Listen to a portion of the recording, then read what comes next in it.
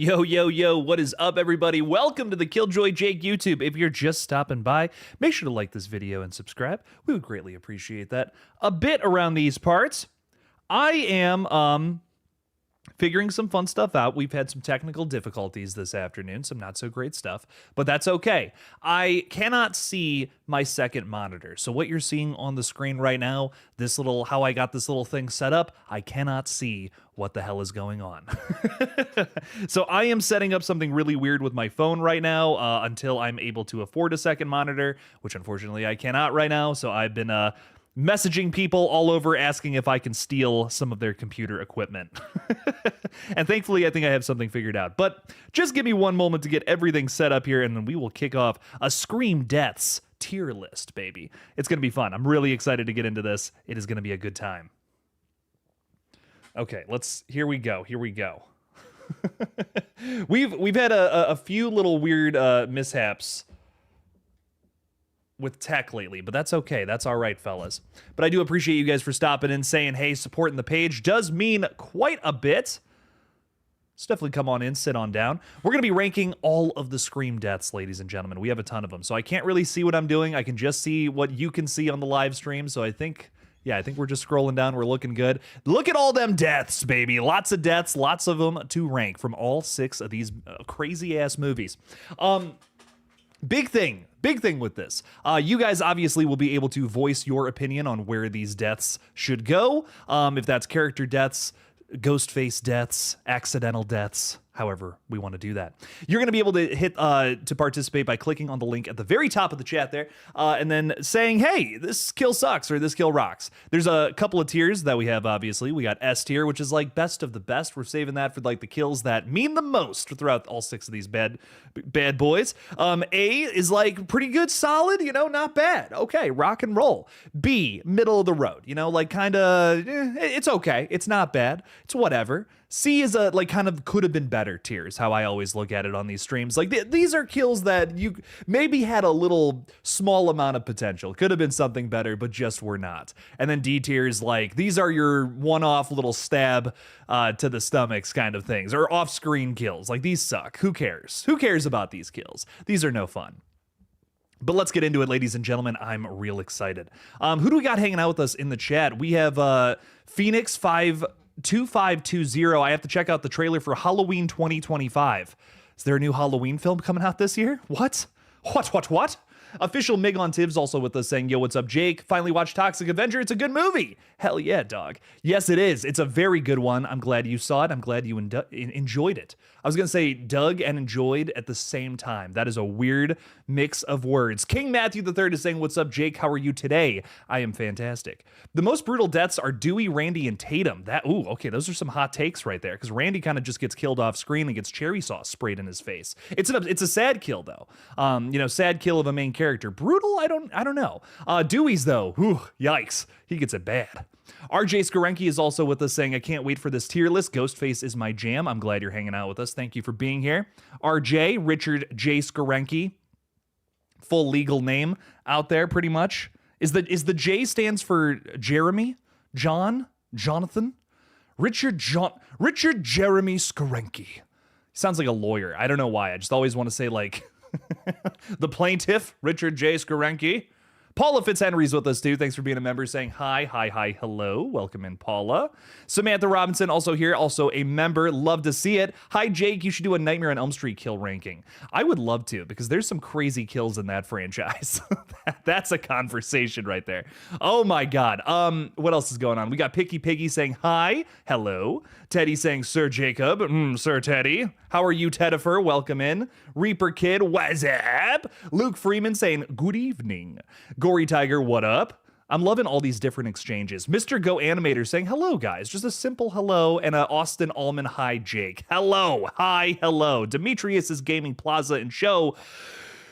Which weapon do you think would look more badass with Ghostface, a katana or a shotgun? Well, we've seen the shotgun. Now I kind of want to see the katana. I want to see what that's all about. That's crazy. Ghostface versus Leatherface, who wins that? I feel like most of the ghost faces are smaller than Leatherface, so I feel like Leatherface might have the might take the gold in that situation. Javon Alfonso, sorry, there's no L in there, saying, "Hey Jake, I have to say, Olivia from Scream 4 is by far the most brutal. Reminds me of Terrifier 2, the bedroom scene." Ooh, that's up there for me. I don't want to say where it is yet because we'll get to it. But I do really like that one quite a bit. Movies in Full is saying I might be a bit biased. Scream is my fave franchise ever. Well, there's no bias with that, buddy. We're all Scream fans. We're all here to rank all 6 of the movies. It's gonna be fun. I'm excited. Jake, don't have a lot of time to hang around. Just want to say hi to you and the chat quickly since you just started the stream. Hi, Dave. Hello. Welcome in. Thank you for being with us. And Eli Cortez also says, "What's up, Jake and Chad? Don't forget to slash that like button and sub to this awesome channel." Eli, you're too kind. I greatly appreciate you. Thank you. Thank you. Thank you. Well, let's get into this madness. I have to do something real quick that I forgot to do, and I don't think I can do it. Here, give me like 2 seconds. We're gonna reveal all my dirty little secrets here, just real quick. We're gonna make this happen because my monitor. If you're just joining us, my monitor is beat to shit. I don't know what's going on with it, so I cannot see the second monitor. I don't know what's going on the live stream.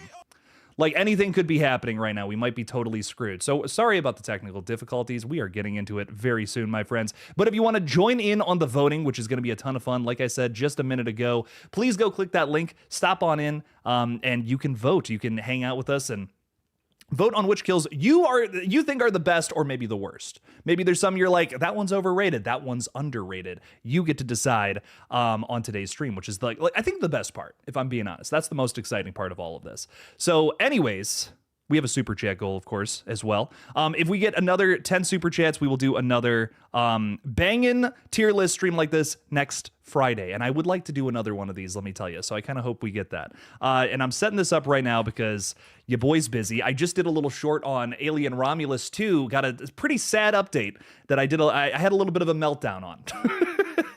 I had a bit of a meltdown. That's going to go up after this stream concludes. But I'll do another tier list next week.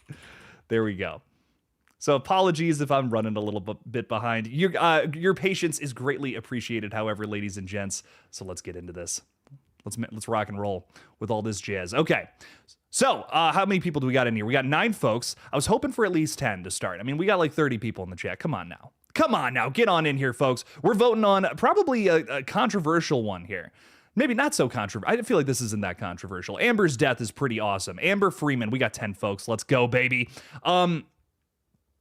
Amber Freeman, character who gets a pretty insane death. Now, again, we are just talking about the kills. The characters can influence them. There's arguments for that, sure. But in terms of just how insane these deaths are, I feel like is kind of what we're talking about mostly today. And with Amber's death, this is one that, like, you kind of get like a revival where they kind of get back up and keep going, and you get all this crazy makeup that Mikey Madison has on her. It's awesome.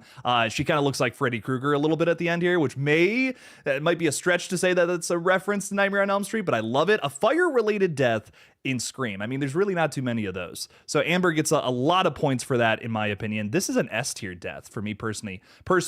The voting has just begun, so go ahead and vote on Amber Freeman. How does her death rank for you? This is a personal S-tier, in my opinion, from the whole franchise. This one's crazy.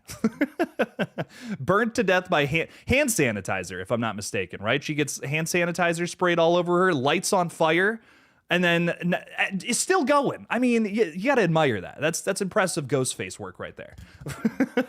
So Amber gets a lot of points for me personally. Eli saying, got a little crazy and broke your monitor on your gaming channel. You would think that's what happened. I've come close to just right in the face a few times. I'm not going to lie. No, I don't know. I just started editing my Conjuring review today, and it just started glitching out. Just started going like freaking out and doing all of this, so I just turned it off, and I literally did everything. Updated the drivers, got another HDMI cord, all the fun stuff. Couldn't make it happen. I have no idea what is going on with all that, so could not get it to work, unfortunately. Paul is rejoining the stream a little later. Amber is S tier in my opinion because she just gets burned and still runs at Sydney and Gale just to die to Tara. I mean, that's pretty freaking cool in my opinion. Movies in Full is saying she was so fabulous. It was so heartbreaking to see a diva die.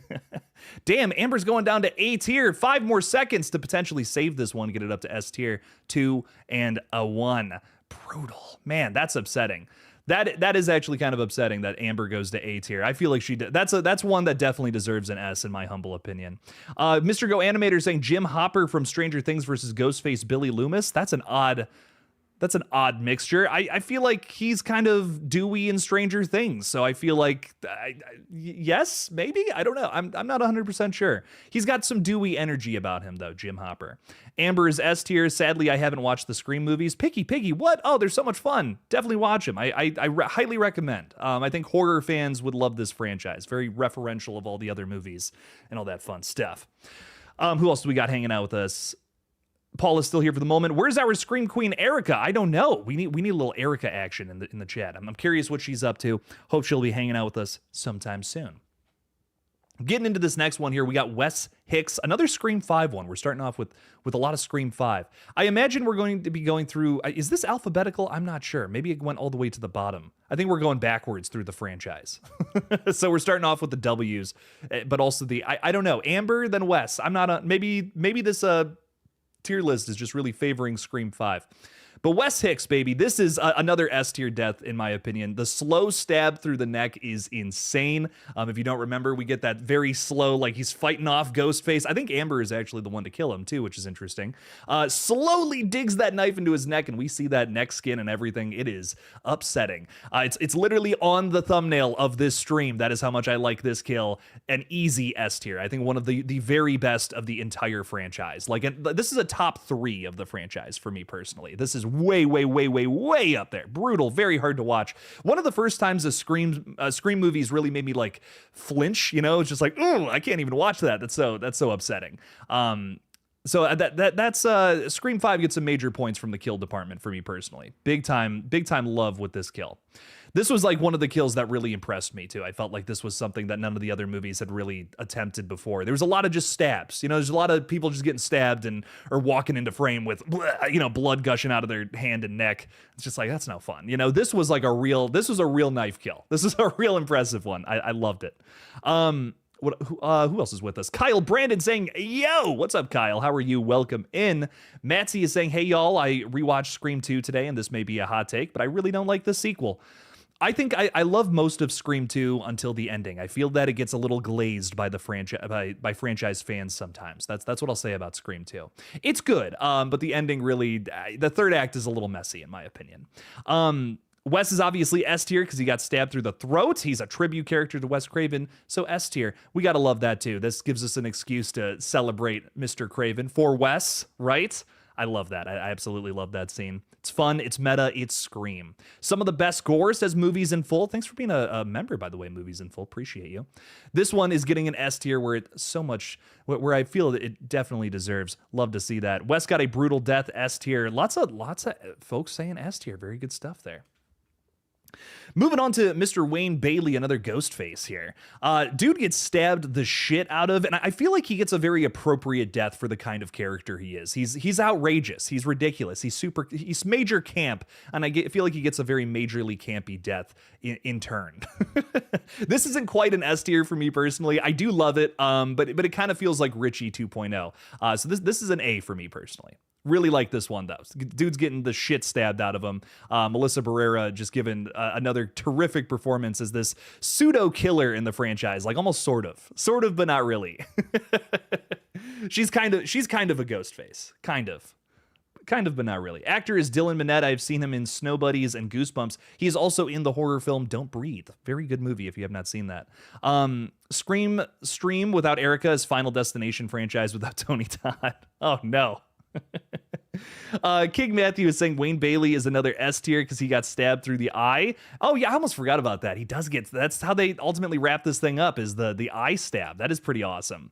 I do love that about Wayne. Yeah. Looks like he's going to B tier. We got 4 votes for B. Man, that's kind of crazy. This one's a little more brutal than a lot of the ones we're going to get into. I feel like we're starting off with some of the bloodiest, some of the goriest. So I think as we go on, it's going to be like, oh man, oh yeah, that one, that one wasn't as good. So I think as we go along, we'll be like, oh, okay, yeah, these kills might be a little lesser compared to some of these. Say what you want about Screams 5 and 6, but I think they easily have some of the best kills of the whole franchise. Well, Screams 4, 5, and 6, I should say. 4, you definitely got to rope that one in there. That one's got some awesome kills. Some really brutal stuff happening in that one for sure. It's close. Well, man, it's close with this one. 4 more seconds with Mr. Bailey. Mr. Wayne. All right, I think that's going to wrap it up for Wayne. He's going to be our first B tier member, unfortunately. Brutal. B for Boo. His death sucks. What? Oh, it's so much fun. I love it. I love his death. It's a good time. This one I feel a little differently about. Vince, admittedly, is a character a side character in Scream 5 that I really like. Honest to God, I'd even go so far as to say such a memorable performance considering how little screen time the dude gets. Kyle Gallner, fantastic in every role, even small ones like this. He's related to Stu. This is just barely a B tier kill for me personally, because you got the red right hand in there, you got the vibes with the setup of this kill, but he kind of does just get poked in the neck, and then nothing else. I wish we had gotten at least like Ghostface finishing him off or something. Ghostface just kind of like boop in the neck and that's it. And it's kind of boring. It's kind of just like, wish we got more from that one, from me personally. Scream 3 had some brutal kills. Did it? Did Scream 3 have brutal kill? I like Scream 3, but I feel like it doesn't have really. There's one really good kill I like in Scream 3, actually. There is one that I've always really enjoyed. We'll talk. I don't want to say yet. I don't want to get to it quite yet. Scream 3 is a lot of people getting stabbed and walking into the shot and pretending that they're dead. There's a lot of that in Scream. Scream 3 is more of a it's the Scooby-Doo live action flick. It's totally just relying on the more fun elements of the franchise because, well, that's how the producers wanted to push this franchise, unfortunately, which I think is such a shame. But I think Screams 4, 5, and 6, man, this is where you get some of the best kills and some of the iconic ones from the original film. We can't forget about that too. 1 also has some pretty great kills. Casey Beckers, I mean, I think we all know where that one's going to go. Come on now. Casey Beckers is iconic. King Matthews also saying Vince is C tier for me. Dude had the most bland death. Yeah, I liked the character, but I will agree. I think his death is a little underwhelming. Wish there was a little more to the poke in the neck. These killers in Scream 5, they really are just getting a ton of neck pokes. I don't think I realized that until just now. A lot of neck stuff happening. And if you're into that, if you're into neck stuff, I don't know what y'all are into, but a lot of neck stuff happening in Scream 5 for sure. Next up, we got Tyson, who I think gets thrown off of the balcony at the house at the end of Scream 3, if I'm not mistaken. I don't know. It's whatever. We see a little bit of blood. I'll give him that. But this is a C tier for me personally. Tyson's death. I feel like this is a character we never really got to know either. So I don't know if there's really any like super emotional stakes in this one. I wish I liked. I like Tyson as a character. His death is kind of forgettable, in my humble opinion. So wish I liked this one a little more. Damn, going to D tier with this one. I wasn't even that brutal on it. I think I actually do like the concept of someone getting thrown from a ledge. I mean, we're going to talk about another one of someone getting thrown off of a high place that I think is actually pretty damn good. So I don't mind the concept. I wish there was a little more, I don't know, like a neck snap or something, like something a little more brutal than how they ended up executing this one. LFC is hanging out with us saying, hello. What's up? He got thrown by Ghostface off of that, off of the mansion at the end of Scream 3. He got thrown off of a balcony. See, you forgot. It's kind of forgettable. Tyson's death, I feel like there's a lot of very quick deaths in Scream 3 in succession at this at the mansion at the end, and a lot of them are kind of forgettable. There's one that I think is like a cool build-up, but doesn't really have a great kill, and we'll talk about that one, I'm sure. But this one of the more forgettable ones for sure, I feel. Went A for him. Okay, rock on. Michael C is saying, hi, everybody. Hi, Michael. Hi, hello. Welcome in.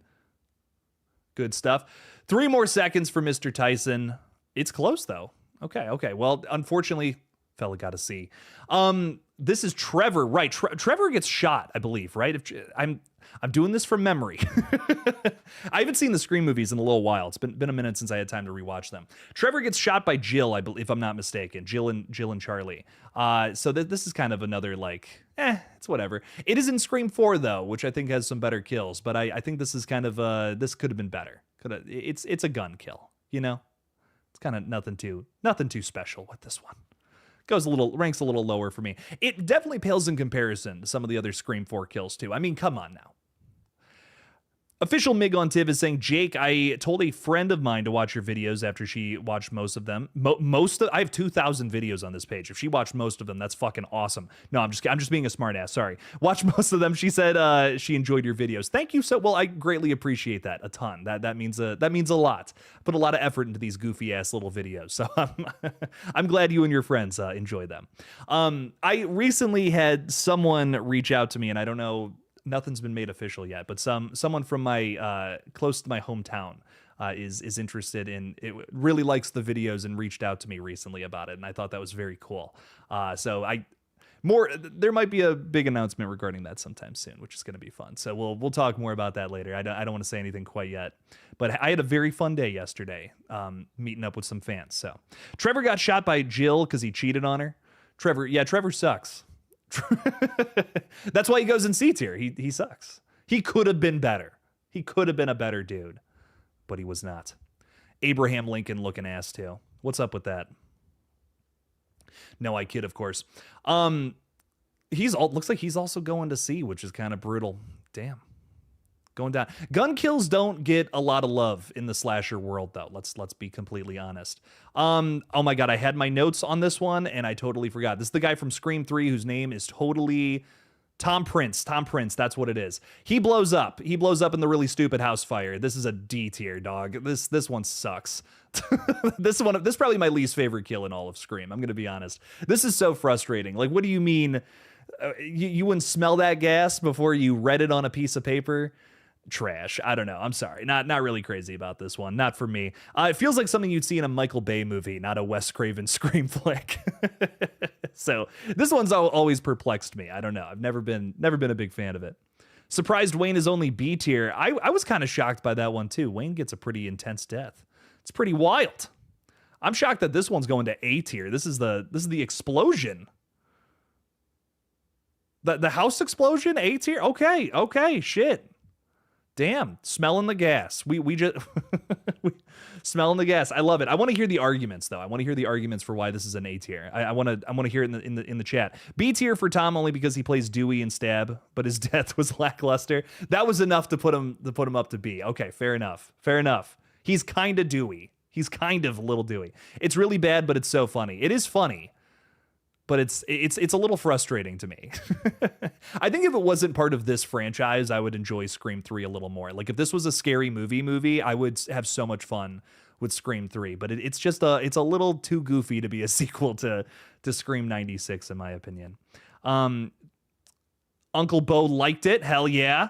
It's really, I read that one. D tier, he is totally had time to get out of the house. I agree.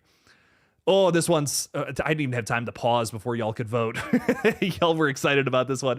Yeah, Tatum Riley, man, this is a brutal death. I will say the more that I watch the original Scream, this is a kill that gets campier and campier, and it's not a bad thing. I like it.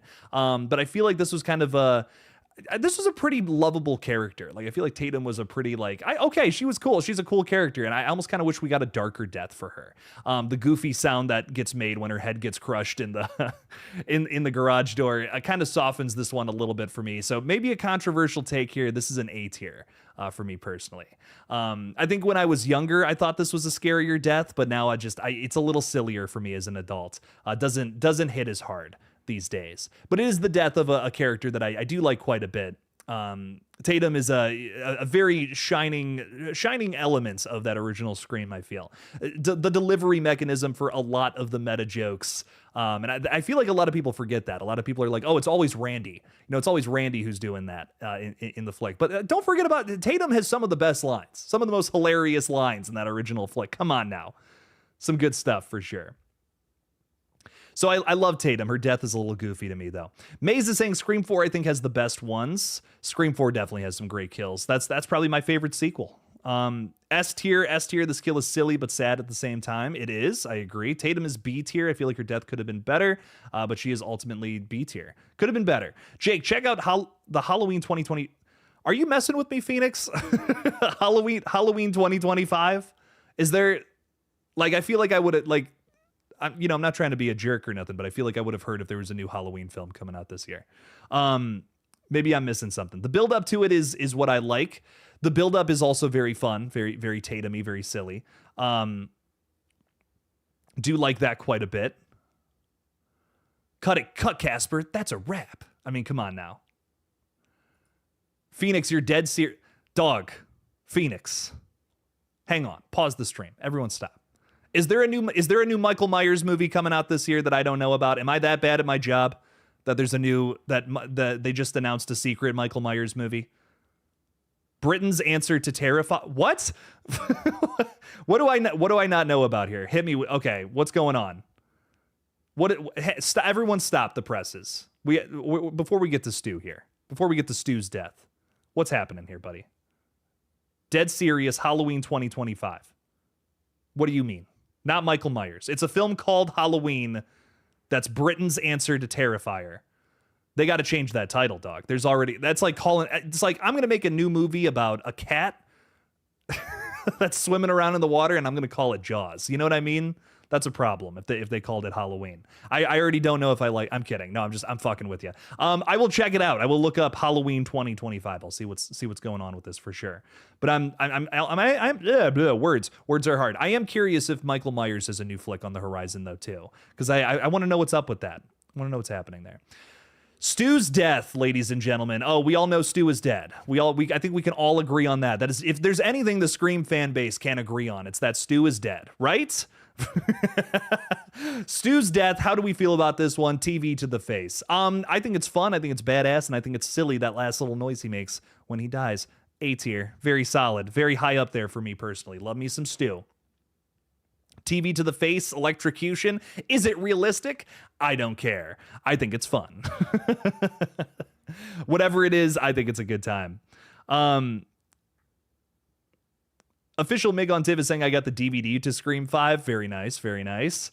I got all these bad boys on the shelf out there. Definitely got to do a rewatch before 7 comes out. It's been a minute. There was a time where I would watch like Scream movies before I did a video talking about like some new theory or whatever. So I kind of I'm at the point where I know these movies front to back. So I kind of stepped away from them for a little while, but I definitely want to revisit them sometime before 7 comes out for sure. King Matthew is saying Stu is A tier because he gets stabbed repeatedly. Then he had a big ass TV thrown on his face. Very brutal. I do really like him and Billy doing little stab off in the kitchen. Like, they're such dicks. It's kind of scary. Honestly, I think that scene is one of the scariest in all of Scream. When they're just like poking each other and they're like, you cut too deep, dickhead, or whatever. I love that. Oh, love that scene. That's freaky, man. That's actually kind of upsetting. Some pretty good performances there from Mr. Stu, Mr. Skeet. I would not mind if this kill goes to S tier either. I feel like it's one that's been talked about quite a bit in the fandom. A lot of people have talked about that one quite a lot. Who is this? This is this Agent Stone? This is the Joe Swanson. This is Joe Swanson's death in Scream 3. This is one of those kills I'm talking about where dude just kind of like walks into the shot covered in blood and he's like, what happened? I don't like kills like that. I'm sorry. That's just like, that's what, if you put that in a slasher movie in this day and age, or even in the 2000s, like how this movie came out in, you lose points for me personally. That's just it's a lazy kill. D tier. Sorry. The little fight he has with Ghostface beforehand is fun. I'll give him that, but it should have been something a little more gruesome for a character that had a little bit of relevance. I feel had a little bit of fun. Ty Lee is saying, I haven't seen the new Black Phone trailer, and I probably won't. They get very spoilery. I don't really feel like this one got spoilery. That's what I'll say, Ty. If I'm being honest, I'm actually kind of shocked. If I'm being real, maybe I'm just going down the wrong path with with my line of thinking with the Black Phone. I think I have an idea of something that could happen in this new one, and I may or may not be right or wrong. But we'll see. We'll see. I feel like they haven't gotten into one of the biggest sections of Black Phone 2, which I really wanted to make a video on it yesterday. I just did not have time. I could not make it happen. Lots of hoops. A lot of little things I had to get done yesterday, and also The Conjuring. Got to see The Conjuring yesterday. No Scream trailer, by the way. Although many said, I got to stop listening to online rumors. I got myself all hyped up to see a Scream trailer yesterday, and nothing. I doubt it comes out until November. I'm going to be real. I don't think we actually get it until then. Maybe we get little pieces of marketing for now, but I don't think we get the Scream trailer this month. I think I just don't see it happening. Flamingo Productions is with us. Yo, yo, yo. What's up? Welcome in. Join in the chat. How many people do we got? We got 30 participants in here, baby. 30 freaking people voting on kills. This is awesome. This is great stuff. Next up, we already got an A-tier vote for this one. Okay, yeah, I think he deserves. I think I can go with A, if I'm being honest. Steve Orth, we get to see his guts, and that's pretty damn cool. It's off screen, but we get to see the aftermath of it. That's pretty fucking insane. Steve Orth, like the second kill, technically, of Ghostface, if you count Marines first. First on-screen kill of the Scream franchise, though, which is kind of cool. So, Steven, I'm going to give you an A. You're pretty solid. I wish I knew a little more about this character before we got into killing him, before we saw him all taped up and stabbed to pieces. But pretty solid kill. I like seeing his organs. That's pretty solid. Pretty gross, but I'm here for it. What else is going on? D tier because off screen. Fair enough. Honestly, if you wanted to give this a D tier, I couldn't disagree with that. I just like seeing his guts. I think that's pretty cool. I'm a big fan of guts. What can I say? Rebecca Wingo is saying, hello, Rebecca. How are you? Welcome in. Thanks for hanging out with us. Thanks for being here. Thanks for voting on some kills today. We got 30 participants voting on the kills of the Scream franchise. If you want to join us, make sure to click that link at the very tippy top of the live chat, ladies and gents. And as you guys know, if we meet our super chat goal of 10 super chats on this stream, we will do another tier list next Friday, which would be a lot of fun. I would love to do another one of these because they have been a blast so far. Samantha's actually saying A tier. Okay, I think you said D tier for the last one. I got you. A tier because of Casey's reaction. Ooh, okay. Casey, Drew Barrymore's definitely given it her all to this opening scene. I cannot deny that.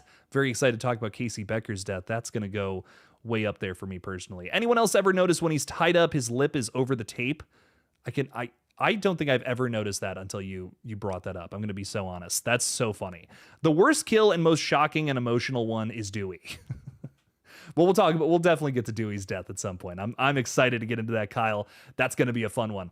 This is my favorite. This is my personal favorite kill of Scream 3. I feel like it's set up very well. You got a really good chase up until it happens. And then although we don't see a ton of blood and guts, it's a little disappointing. The chase is so damn good. I have to give this one some points. So a very high B tier, I think, is what I want to give to Sarah Darling. This one is actually a pretty solid sequence in that third Scream film. Like, I think it stands out, especially because the rest of the film is so kind of whatever, kind of like in terms of kills. So this one has always stood out big time to me. The voting has begun. You have 70 more seconds to vote on Sarah Darling. What do we think of this kill? Where is she going here? We have four for B, 3 for whoa, shit, it's tied for B and C. This is wild. We have an A tier vote. We have an S tier vote.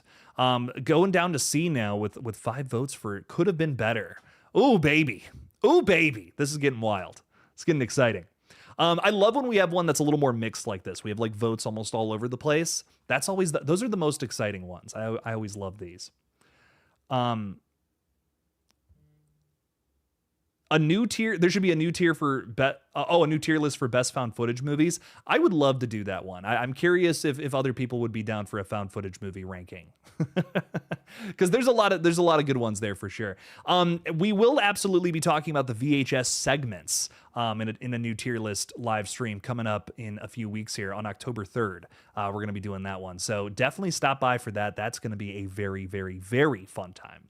So we will be talking found footage on this page very soon. It is neck and neck for B and C, ladies and gentlemen. Someone could fuck this up right now. 3, 2, and uno. Oh, someone fucked it up. Oh, someone just got... Oh man, Jennifer Jolie down to not Jennifer Jolie. You know what I'm Sarah Darling. So many names, so many actors being made fun of. Going down to C tier just at the last. Someone sniped that one. That's kind of crazy. Kind of wild. Like I said, I'm a little more apologetic towards that one. The actual kill itself is a little goofy, but I love running around the costume shop, the makeup department essentially of a horror film. That's a really fun use of the setting of Hollywood for Scream. Roman's death, possibly the most ridiculous Ghostface death of the bunch. I mean, the editing on this alone is so silly and goofy. He just keeps running at Dewey as he's shooting him 100 times. I don't know. I just don't know if I can give this one too high of a score. I'm sorry. I love Roman as a character, but this is a C tier death. It could have, the editing alone is just, it's too goofy for me. It really just takes me out of it. I just can't get into it. But not a very big fan of Roman's death. Again, character great, but the death is it's outrageous. He gets shot 100. I mean, I know he's got a bulletproof vest on, but I mean, we see that one shot of him like going like that with the knife like 3 different times, and I'm like, dog, chill out. Whoever edited this movie, chill out. Blake Thompson, it was the sniper. Oh man. Oh, Blake took it down. Brutal, Blake. I'd love to see it. Legion is also with us saying the latter death in Scream 6. Oh, that one's going up there. Oh, that one's going way up there for me personally. I love that one quite a bit. It's one of my favorites from 6. Roman needs to go up to D tier, so down. We need to take him to the bottom. That's brutal. Brutal. Roman is easily A tier. The whole fight with Sidney, and it's Dewey's very first and only kill of the franchise. Oh, I don't even think I even realized that. That's crazy. The fight with Sidney is awesome, but just like his death, I feel like his death alone is just kind of meh, kind of too wild for me. But I guess it does fit the tone of that movie. I'll say that. If the killer getting the most outrageous death of the franchise definitely fits that outrageous movie. So I can't argue with that. Very solid stuff there. We're moving on to Robbie Mercer here. I cannot. Y'all are just voting too damn fast. I can't hit the pause button fast enough to speak my piece with these things. Robbie Mercer, very ahead of his time character. I love the whole idea of filming everything. Like that's such a.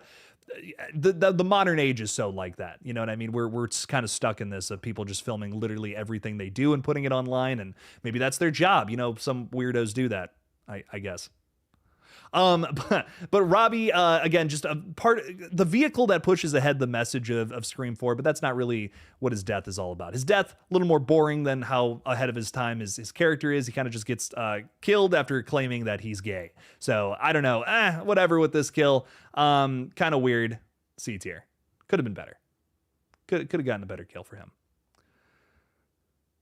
Rebecca is saying, it's been so long since I have seen some of the first couple Screams, so I don't really remember most of these kills. I will fill you in, my friend. No worries, Rebecca. I will give you the best description that I possibly can regarding these ones.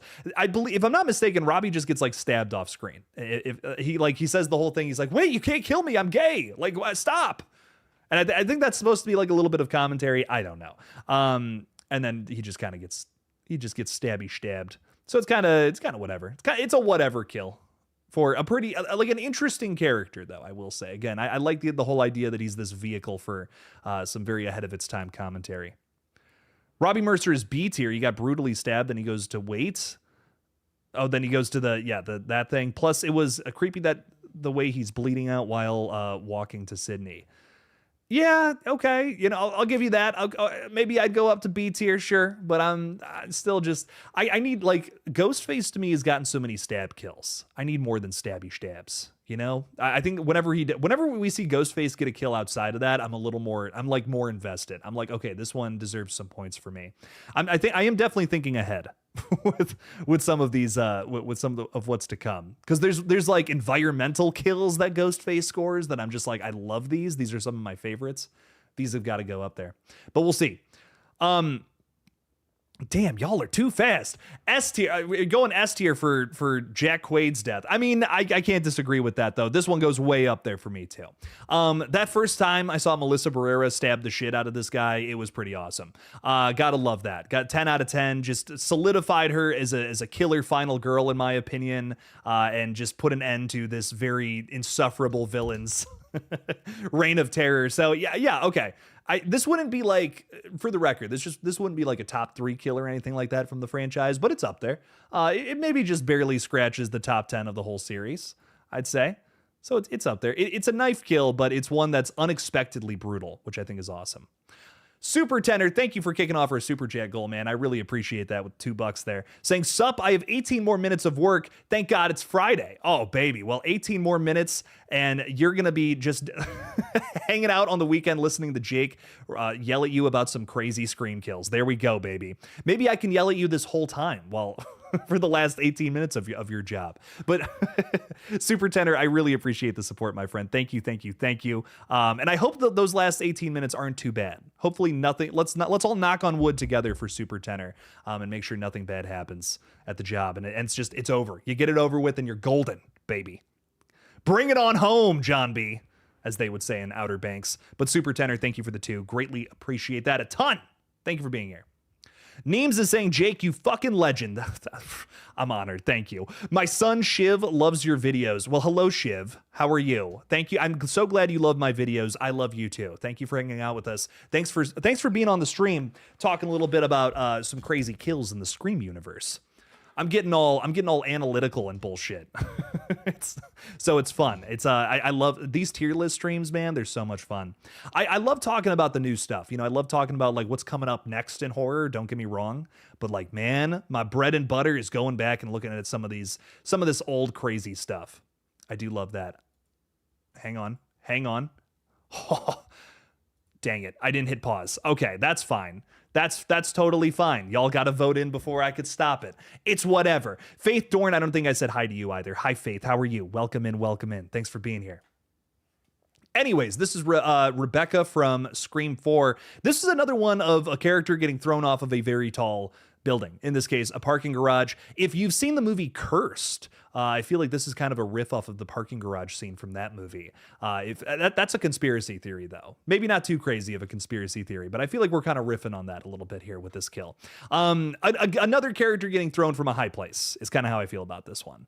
Let's just be real here. There's one character that when you think about that in the Scream universe, they have too iconic of a death with the chase and all that fun stuff. So I guess this one ranks a little lower for me because in terms of concept, this is something the Scream franchise had already done like 2 times before, and I think there's one where they just nailed it. They nailed it on the head with one certain kill.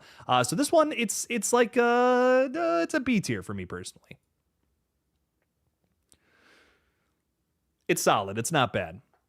This is a kind of like our Gale Weathers of Scream 4, I feel, because I think the whole vibe of Scream 4 is to essentially be like the remake, so to say, of Scream. Like they're kind of making fun of, well, what if they did a shitty remake of Scream? What would that look like, you know?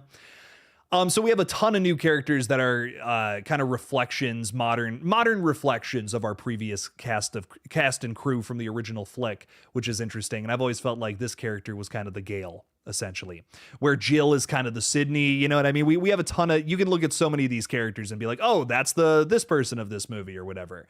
And that's all part of the joke. We love it. It's fun. It's a good time. This one's a little more middling. That we got 5 for B, 4 for A, and 1 for C. I think Scream fans, more than anything, we really do like seeing people getting thrown off of high places. we like when Ghostface does that. I mean, you know, I can't say that this is a trick that doesn't work. You know what I mean? This is still a pretty solid kill in that 4th entry. I can't complain too much. I do like when they're a little more brutal, though. I will say that. Rebecca was C tier in my opinion because she had the same kill as Cece and Tyson. Yeah, I guess Cece is that character I'm talking about. What can I say? What tier list are you planning on doing next? Let me know, LFC. We're trying to figure some stuff out. I'm trying to figure out what else to do next. I'm trying to do like more broader topics, like things that like people are pretty familiar with. You know what I mean? Like I don't want to be in here and be like, we're gonna rank all the characters in Phantasm 3. You know what I mean? I feel like not everyone's seen Phantasm 3. So I'm trying to get like some more general stuff, like more general knowledge of horror stuff. So I was kind of thinking about doing like, we're kind of in spooky season now. What if I do like a Halloween thing, like Halloween tier list, essentially? Like maybe we talk about Michael Myers kills, that could be kind of fun. We did Terrifier the other week. So all the Terrifier kills, all the Final Destination kills. Now we're doing all the Scream kills. Maybe we do Halloween next. That could be kind of fun. But I don't know. Let me know about a franchise you would want to rank shit in. If it's it doesn't even have to be kills either. It could be characters. It could be different slasher villains. I'm down for whatever the fuck we do. David DeChico, you're not dumb. It's all good. I haven't said it in a while, and I should have. So how you can vote is there is a link at the top of the chat. Little live. It says like https to live dot something. And if you click on that, you'll be able to vote on all these different deaths. Say S, A, B, C, or D, depending on how you feel about said death. And this is a group effort, ladies and gentlemen. So wherever it goes, that's the majority consensus. We love it. This is fun. We'll also talk about what my list looks like and the average vote at the end of the stream. But as of right now, we're just collecting the most, baby. How do you rate Scream kills compared to other horror movies? Ghostface against, say, someone like Jason? Believe it or not, I would actually say that Ghostface probably gets some crazier kills than Jason, because Jason got a lot of his cut down by the MPAA. Jason kills are like, if you go back and watch those early Friday films, notoriously they're not very bloody, which I think is a shame. Kind of upsetting, actually. I love the Friday the 13th films. I think they're blueprints for how to make modern slashers in a lot of ways, but a lot of those kills cut down, man. It's actually kind of upsetting. Jason does end up scoring some brutal kills here and there. Don't get me wrong, but there are some not so great ones either. So, well, I think actually Ghostface in all 6 movies now, I think does get the better kills, which I feel like isn't that hot of a take. You know what I mean? The MPAA was real fucking brutal with that franchise. But anyways, let's get into this. Randy Meeks, it's an upsetting death. I will give there's the emotional angle. This really bums me out. I think they could have done so much with Randy running around Hollywood. You know what I mean? That would have been so much fun. I like this death because I think it's shocking and it's unexpected. You think the guy that knows everything about horror movies, he's not going to die. Come on now. But he does. I just wish his death was a little more, I don't know, a little more interesting. He gets pulled into a van and then no one hears it because those dudes come by with a fucking boombox and they're blasting nu metal. Like, I don't know. That's such an unceremonious way to kill this character. I personally cannot give it higher than a B. Personally for that. And then we just see him with like a little bit of cherry sauce on his face. I don't know. That bums me out. It's an emotional kill. It upsets me. But it's just not a very good one in terms of actual execution. Kyle Gordon saying do Nightmare on Elm Street kills. That could be fun. I actually would love that. There's a lot. Someone brought that up earlier. We might have to do that. A Hostel or Saw tier list could be good. I like that too. That's fun. There's some insane, there's some insane kills in those franchises. Friday the 13th. Okay, we can make that happen as well. Maybe we just rank all the different slasher, like the big 4 slasher movies. That could be kind of fun, like from the 80s. Quad's Horror Flow is saying, hey, what's up, man? What's up, Quad? How's it going? Welcome in. Thanks for hanging out with us, dude. If you want, you can rank some Scream kills. If you click that link at the top of the chat there, this could be kind of fun. Get into some crazy ass deaths. Randy's is an A tier just because it's Randy. Fair enough. Kill is amazing, but why Randy? The kills hit me with why it's amazing. I need a why there. It's off screen. I don't like off-screen kills. I don't know. Dewey was actually supposed to die in 2 instead of Randy, but David Arquette and Courtney Cox were dating during Scream 2, which is what saved Dewey's fate. Plus, they needed someone to kill. I feel like it's just like it's to me, Randy dying in Scream 2. Like if I'm watching that for the first time, I've never seen like this movie. That tells me, holy shit, the expert on horror movies is dead. Like the rest of our characters are fucking screwed. You know what I mean? That's kind of what I love about Randy's death in 2. It kind of hypes up the villain a little more, if I'm being honest. So I've always felt like that was a really good, maybe accidental decision, but I think it was in terms of writing, that was a very, very solid move. That makes me more scared of this Ghostface than even the last one, you know? So it's like, ooh, okay, very solid stuff. Quinn Bailey. I don't think she gets a very good death. I think it's kind of she just gets shot in the face. Honestly, probably the most boring of the Scream 6 Ghostface deaths. So, gun kills. Gun kills could have been better. This is a C tier for me personally. she gets shot in the face. I don't know. I want a little more than that. These are some pretty wild, not ambiguous, ambitious swings of killers. You know, we're doing a whole family of ghost faces this time around. I kind of wish they all got some brutal deaths, not just getting shot in the head. That's not fun. You're getting quicker at pausing. I can't get in before you pause. I don't want you to get in before I pause. Let me get my spiel out, and then we can all vote. Speaking of which, 60 seconds to vote on Quinn Bailey. Where do we want this to go? And overwhelmingly 10 votes for C tier. It's not looking good for Quinn, ladies and gentlemen. She is going down there. Could have been better. Brutal. Quinn is B tier because she took a brick to the face. She did take a brick to the face. That is pretty cool. That's pretty wild, dude. Steve-O would approve, you know? I feel like that's pretty sick. I like when she spit a tooth out. She did spit a tooth out, too. That's always fun. I like when you spit your own teeth out. I got to agree with that, Blake. I no disagreements there. I'm all about that. I think it does pale in comparison a little bit to like Ethan's death and her father. You know, Wayne and Ethan both have some pretty gnarly kills here at the end, which is fun. You know, something that's funny about this list is I always hear people complain about Scream 6. They're like, there's no deaths in the back half. But then, like, I really did, like, a little bit of an analysis of, like, how many deaths we get in that movie, and especially in the back half. There is quite a few. I mean, there are quite a few deaths in that back half. You get, like, one big fake out. Well, two big fake outs that people don't like. But there's still some big deaths. Even during Gail's chase scene, we have her, like, new boy toy or whatever get stabbed. That's still a death. You know what I mean? I don't know. I think that still counts as something. We have Panda Ari saying, "Hey, yo, finally I catch you when I'm off work." I'm so glad you're hanging out with us, Panda Ari. Thank you for hanging out today. Make sure to vote if you can, if you're not too exhausted from work. Maybe, listen, I get it. Sometimes when I'm just done, I want to lay there and I want to watch people just play some video games or something. I don't even want to get involved.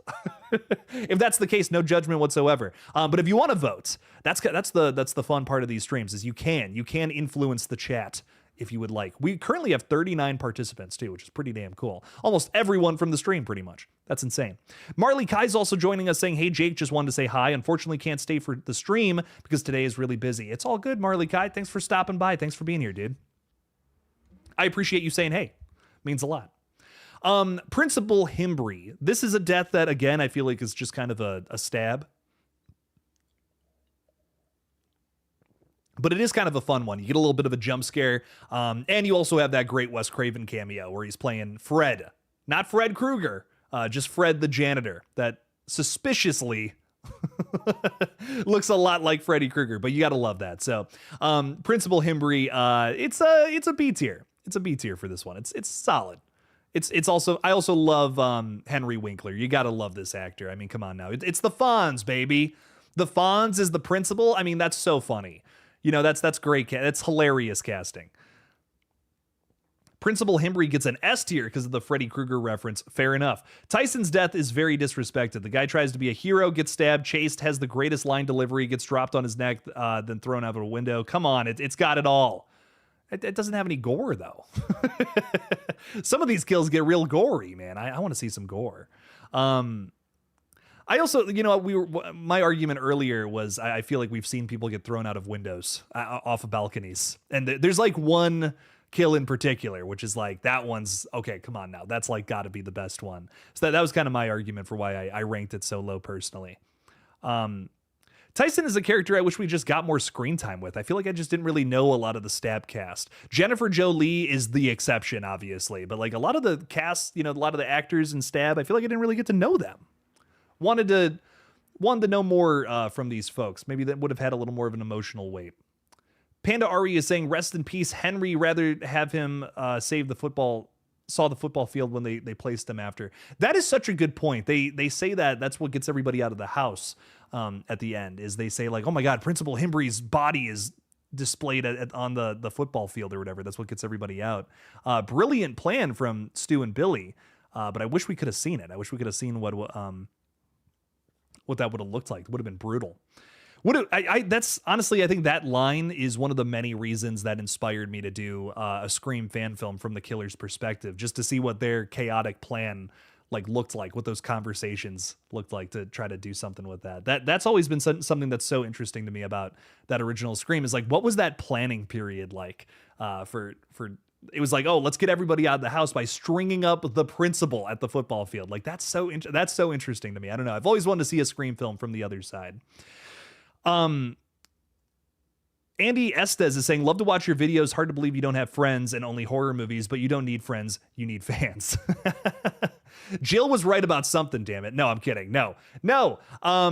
You know what? I appreciate that, Andy. Yeah.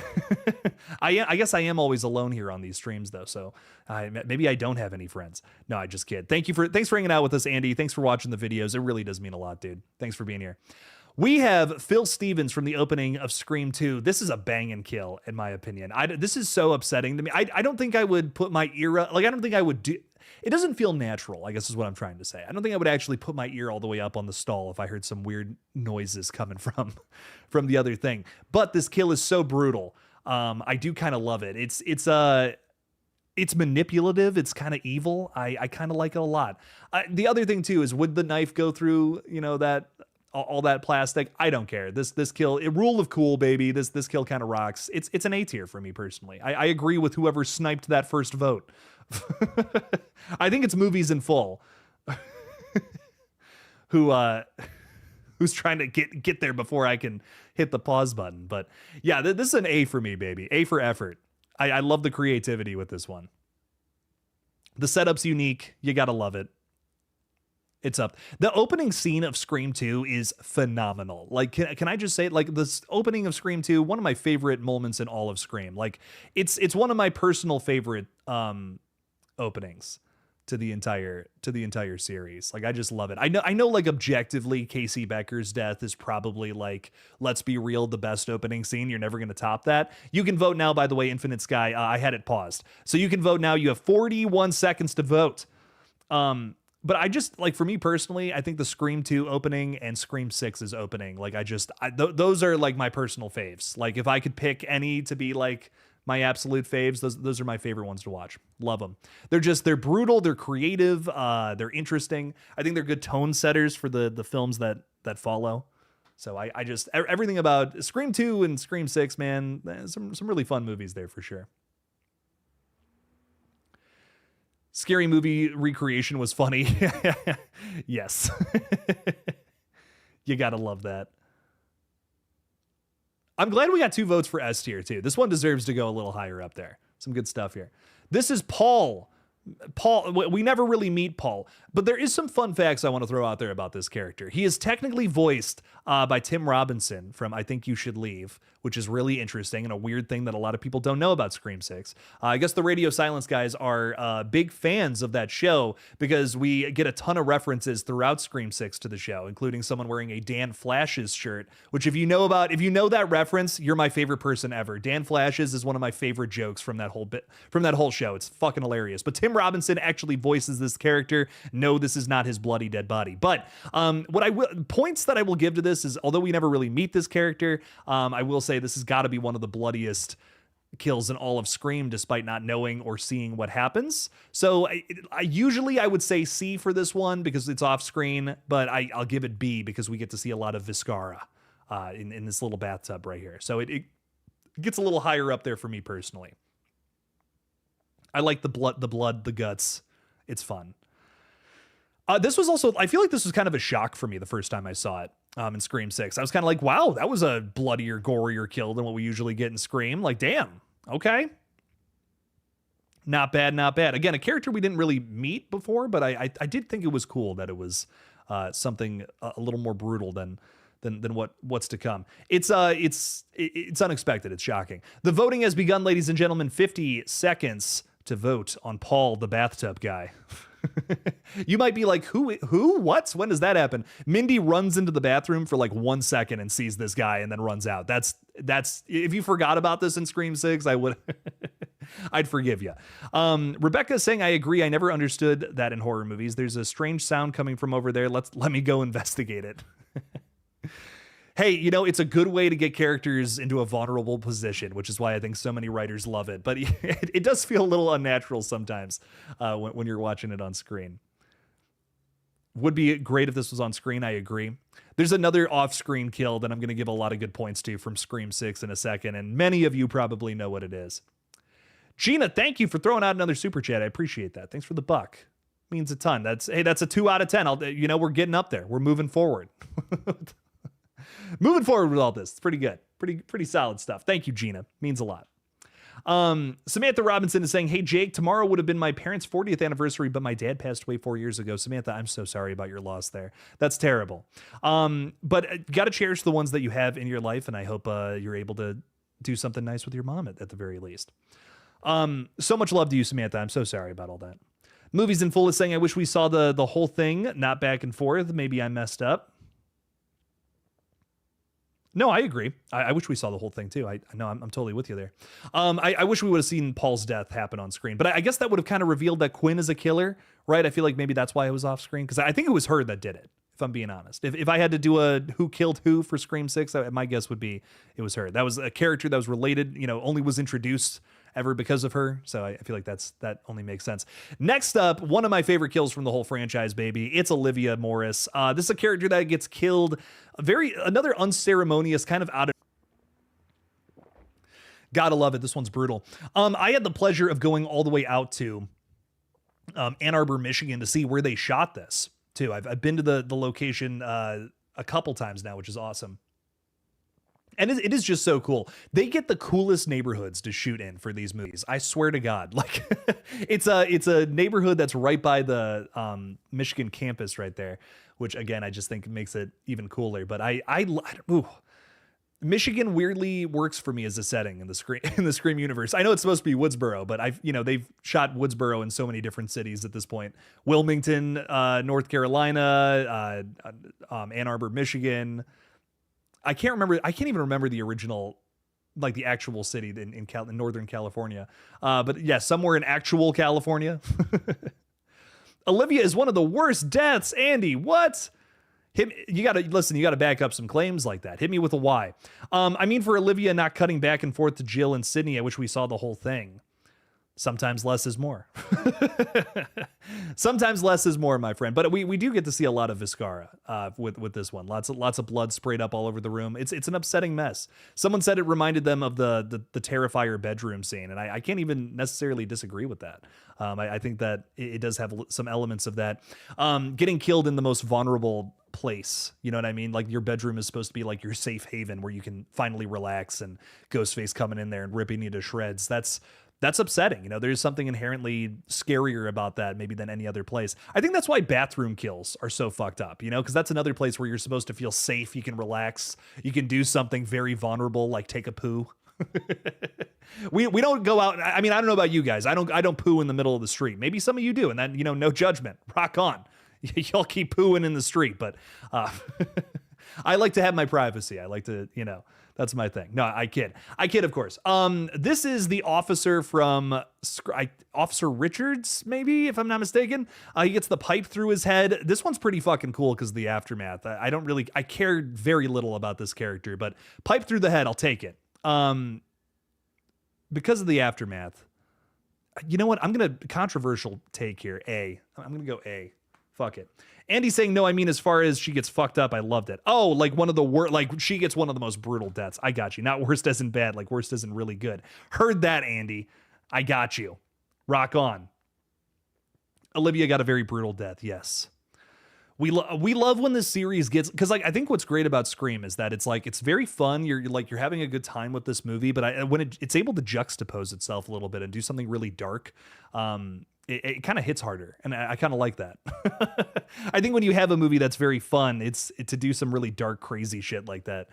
Just makes it even more brutal in a way, in a sense. Because I think you have to have reprieve in a movie. I've seen some films that are too dark and too messed up, and I'm just like, I'm not even having fun anymore. You know what I mean? Like, this isn't even a good time. At this point, like, it's like you got to have some moments where it's like we can break the tension a little bit. Constant ups and downs. Roller coasters are the best kinds of movies, I feel.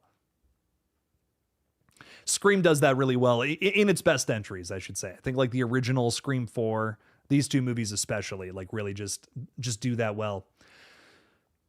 Pipe to the head. How are we feeling about this one? Oh yeah, he does do a little twitch. I forgot about that. You're right, Movies in Full. There's like a little something in there. It's like, ooh. It's messed up. Some good stuff. I'm not even going to hit a pause on this one. This is the other officer. His throat's just slashed. C tier. Come on. that could have been better. We could have done something else with that one, I think. Ultimately, we only have 2 in D, by the way, which I think is interesting. We have Stone's death, and then we have Tom's death down in D. These I feel kind of deserve it, though. These are pretty boring. These are pretty boring deaths, which is interesting. This one's pretty boring too. I probably should have gone lower with it now that I'm thinking about it, but a lot of knife kills. A lot of knife kills in this series, man. Serbian film kill tier list would be interesting. Oh man, that would be brutal. That would be brutal. I don't know about that one, man. I don't know. I found it funny that they prank called her. Then the killer says to Kirby, "I never said I was in your closet." It's fun. I've always loved that scene in Scream 4. Very good stuff. The officer is D tier for boring death. I can't argue with that, King Matthew. I think you got me there. I missed Kirby in part 6. I liked Kirby in part 6. Kirby was fun. Yeah, I like the idea of reinventing characters like that, and especially characters that Wes always wanted alive. You know, I think that's kind of cool. That's kind of cool that we were able to do that in part 6. A good way to honor Mr. Craven. All right, what's up next? What we got here? Hit me with it. Oh God, this fucking broad. No, I'm just kidding. Mrs. Loomis. I don't even like. I'm trying to separate the character from the death right now. When I see that face, it fogs up my brain. I get all angry. I just get all pissed off when I see that face. I don't know. No, I kid. Everyone loves Laurie Metcalf. Everyone's like, this is the greatest killer in the whole franchise. I just have never had a whole lot of love for Mrs. Loomis. Yeah, she just kind of gets shot. Honestly, when she does get shot, it's a little goofy though. Like the way her head boggles around it kind of makes me laugh a bit. So I'll give it. This is a little too high for this character, but I'll give it a B tier just for that, just for the little goofy head boggle she does. The voting has begun. Mrs. Loomis's death. How do we feel about this one? Final Destination death tier list. Yeah, we just did that the other week, Michael. A couple Fridays ago, we did just do that one. It was fun though. That was one I enjoyed quite a bit. I had a really good time with that. Nancy is B tier because the most brutal death. Also, the most brutal death on Fight with Sydney, plus the almost killed Sydney if it wasn't forgotten. I do kind of love the one thing I love about the third act of Scream 2. There's not a lot that I love about it, but there's one big thing in particular. Cotton Weary kind of serving as this like secondary antagonist. A lot of people are like, oh, Cotton saved Sydney. No, Cotton put Sydney in a fucking corner is what he did. He's a piece of shit. Cotton forces her to do this interview that she does not want to do. She does not want to publicize her life. And the whole like consider it done thing and all that. It's just like, oh, this is terrible. I feel so bad for this character.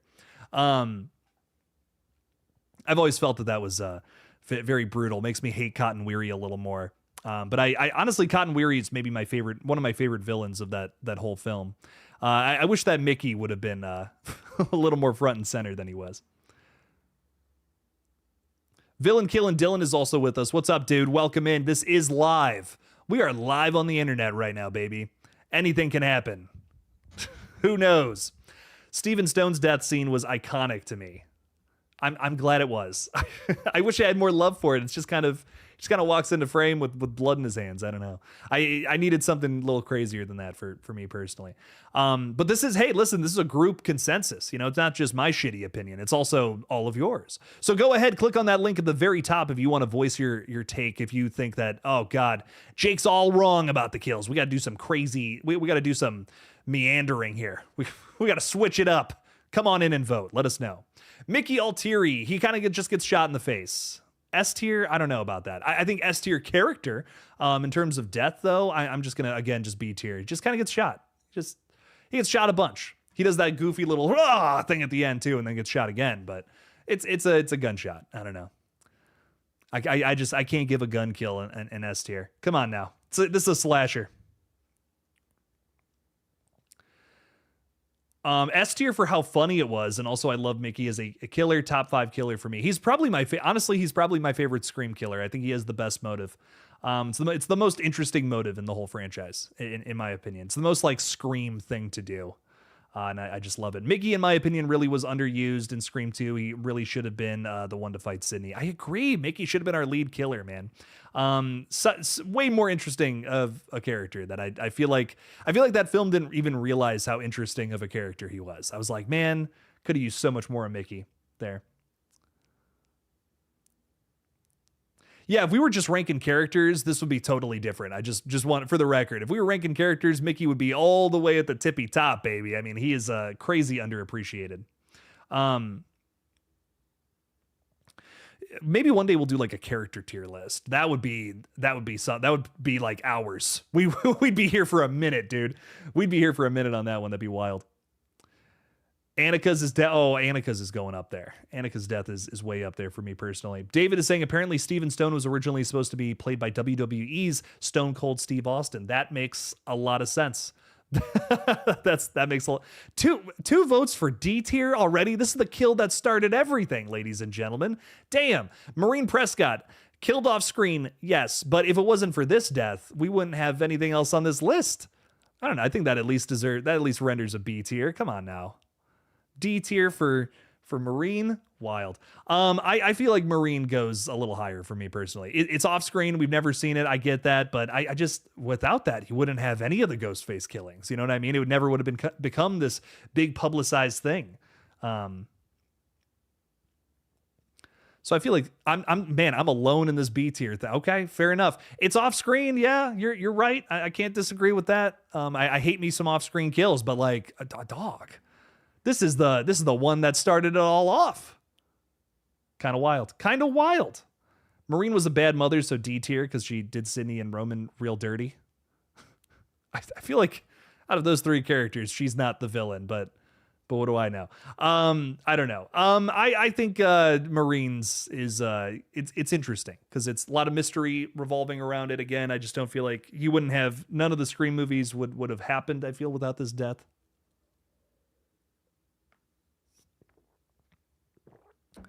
It's a brutal one. You got to love it. We are all over the place with this. We got an S, we got an A, a B vote, 2 for C, and 10 for D.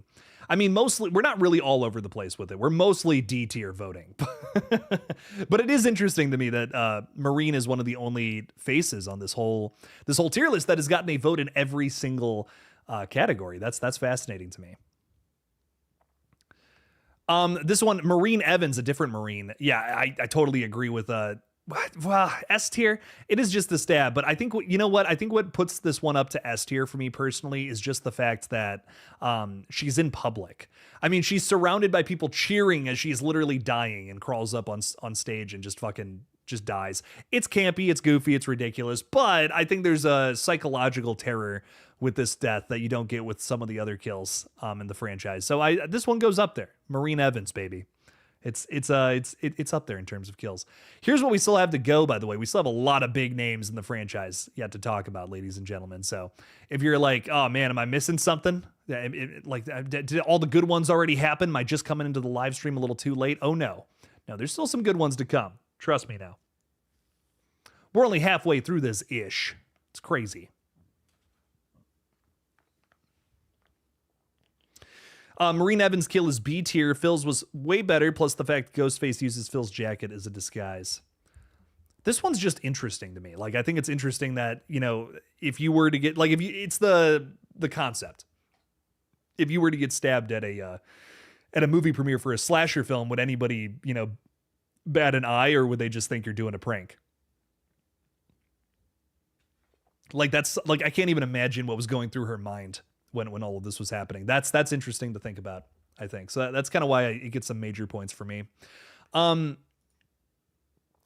Cooper is this character, if I'm not mistaken. I feel like I'm going to get one wrong and the chat's just going to like brutalize me. They're going to be like, that's not her name.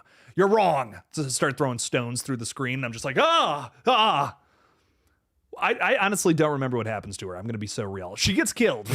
This is the opening scene of Scream 4. Did she just get stabbed? Did she get like killed off screen? Is that why I don't remember it? We are still live. Wes Carpenter Flicks. What's up, bro? Thanks for hanging out with us. Thank you for being here. Thank you for being a member. We still live? Oh yeah, baby. We're not done with this. We're only on kill number 29 out of 58, baby. There's a bunch of kills to get to. And you might be saying to yourself, Jake, isn't there 60 kills in the Scream franchise? I grouped some together. Fight me. I grouped the bodega scene together because it's all just shotgun kills. We'll talk about it in a sec.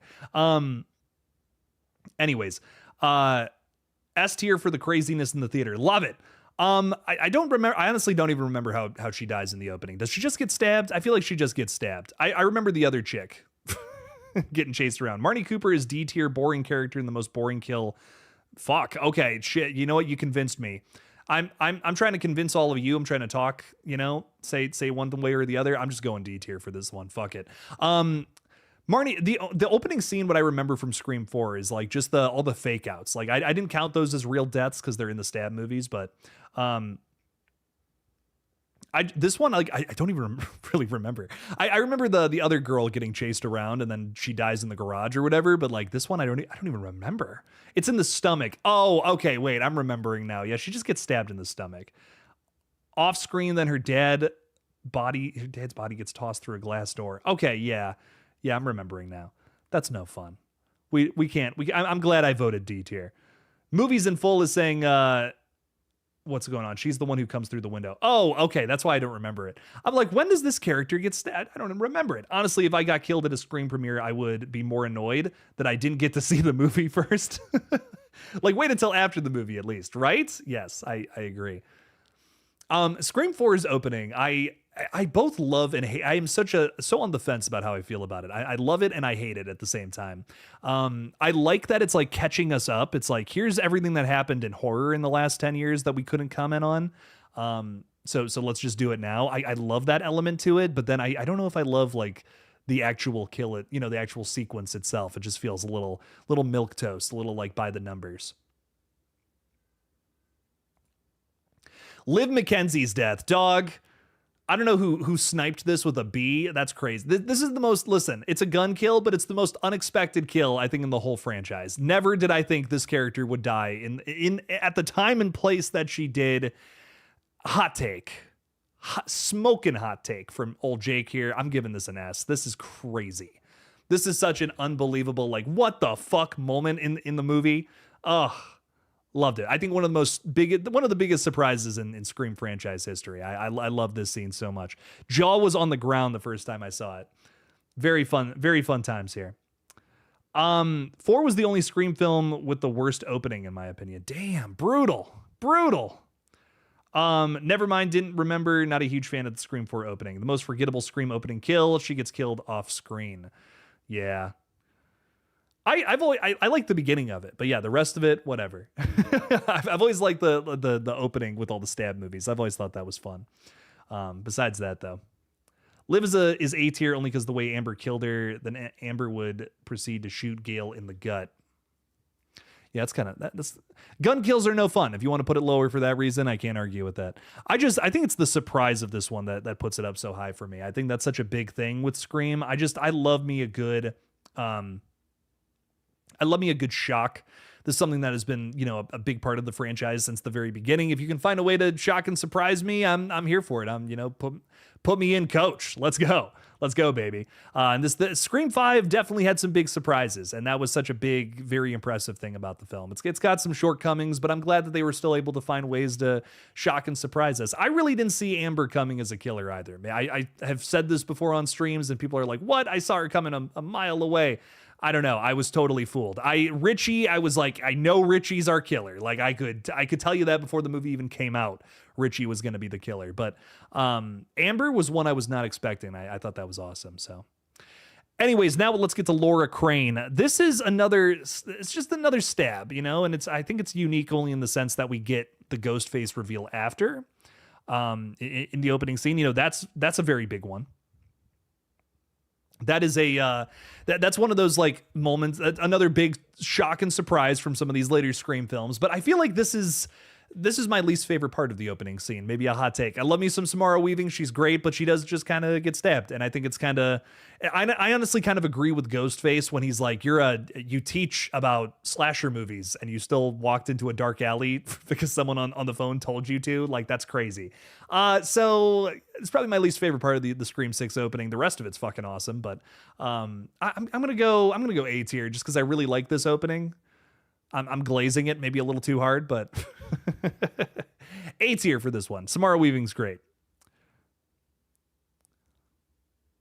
Infinite Sky, yeah, it's a gun kill, but it's the shock and surprise, man. That's what I like about it. Liv's death is awesome. I love the shock of it. I wasn't expecting it. If you just have someone with a gun in someone's face, shoot them. That's no fun in a horror film. Come on now. But I think it's way more fun when you can do something like this where it's just a big surprise. It's also a killer reveal. Killing that character is a reveal, which I think is awesome. Dragon 10 is saying, shit, I missed most of the stream. You've only missed half of it, my friend. It's all good. This is my favorite series. A tier for the fact that the killer was unmasked. I do love that. I do love that element. I think Jason's kill goes way up there for me personally. Because that's cool. You gotta love that shit. Laura is B tier because the ghost face that killed her was in the main ghost face.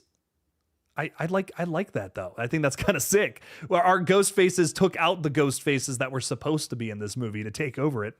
I've always thought that was kind of sick. It was the copycat ghost face, then the main ghost face killed the copycat. I will say I think Jason's death is better than Laura's. I think that one's way better. But we'll talk about that in a sec. A tier because her screams are so good. That's very true. That's okay. Shit. Another good reason to put it up there. That scream is blood curdling. We gotta love that. We gotta love some Samara Weaving. Kenny in the Gail's fucking driver. Whoever keeps voting first, I'm gonna lose it. I'm gonna lose it with you. I swear to God. Give me 2 seconds with this. Kenny, he just kind of gets. We just see him with his throat slash, right? Or no, we actually see the throat slash. He gets thrown on top of the thing, and then his blood comes down on the windshield, which is kind of fun. I kind of agree with whoever sniped it at first. I'm gonna go B tier with this one. It's nothing super special, but I think it's kind of cool that we see his blood come down on the windshield, and then Gail's got to like wipe it or whatever. That's kind of fun. I'll take that.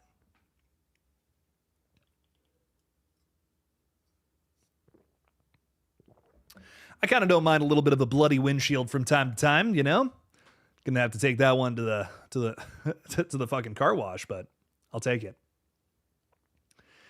You like the killer's motive at the beginning there, Samantha, too? I agree. I think it's a lot of fun. I like the idea that they're there to finish Richie's movie. I think it's cool that there's just like this following of of like film bros who want to like kill people to make better movies. Like that's crazy to me. That's really interesting. Very meta, very Scream.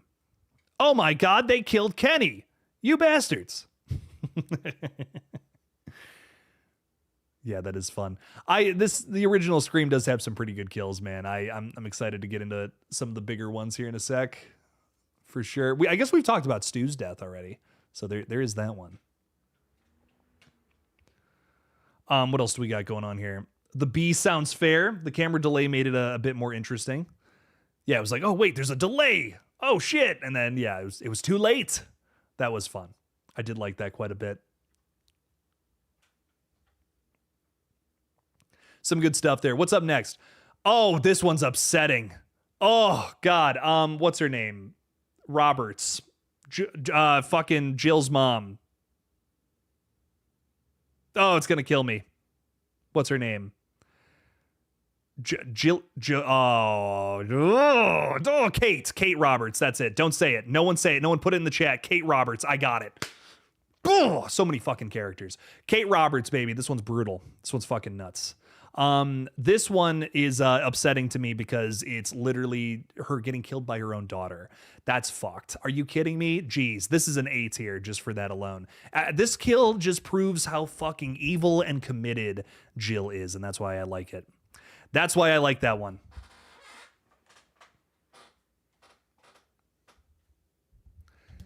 So you gotta love that. Andy's asking why the killers in 6 didn't just let the opening killers do their dirty work, because they wanted to be the ones to take out the Carpenter sisters. It's their vengeance to get, not those losers. They're there to finish Richie's movie. Yeah, well, we're Richie's family. You know, it's our thing now. I've always kind of liked that. I think that's kind of those killers. I feel like are arguable if they're good or not. You know, but I've always kind of liked that they like take out the other guys. That's funny to me. Kind of vibe with that. And Kate gets S tier. Jill killed her and it was so remorseless. Just didn't care at all. Killed her own mom. Jeez. Jill, lemon-scented evil. I think one of the most evil ghost faces on this entire list. You gotta love Jill. She's brutal. She had the most unexpected and brutal death, plus it was the last piece of Sydney's mom that Sydney had died right in front of Sydney because Kate was Maureen's sister. Yeah, that is upsetting that happens.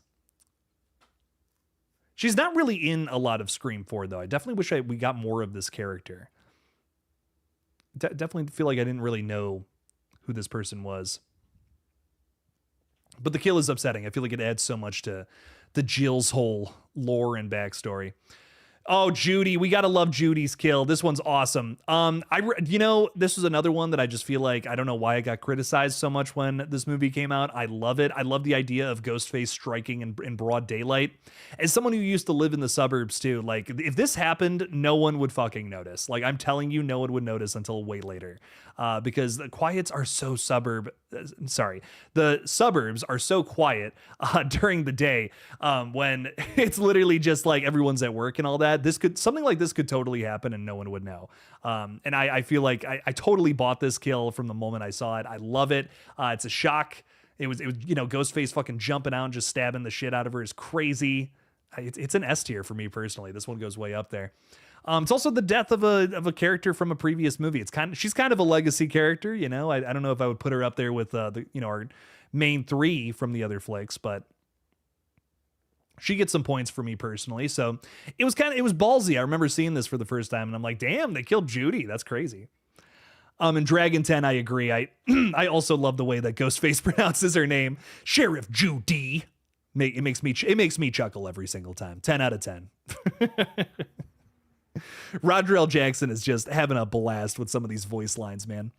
I think I'm losing my voice already. This is crazy. I usually don't lose my voice until after the stream. Oh, man. So sorry. I'm going to just...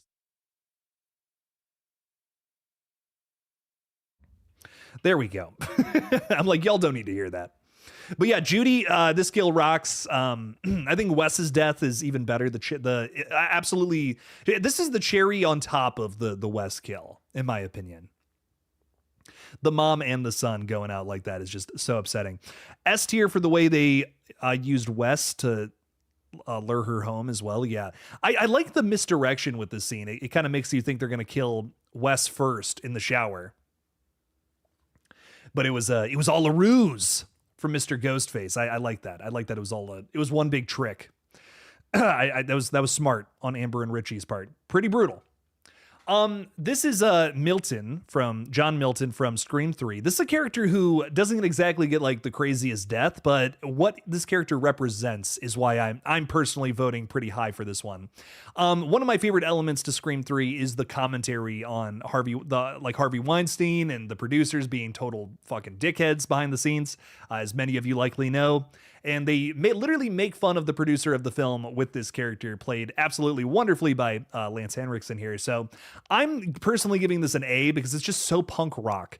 Screams 2 and 3 were kind of put into these boxes of trying to be a little more like kid friendly, a little more related, like just focusing more on less of the horror stuff, more on the relatability factor, which I think really limits these two sequels, but they still found a way to get some pretty adult themes in there with this character. So that's why personally, John Milton, he's going to A tier for me personally for it. It's a throat slash, I know, but the weight that this kill carries is why I really have an appreciation for Scream 3.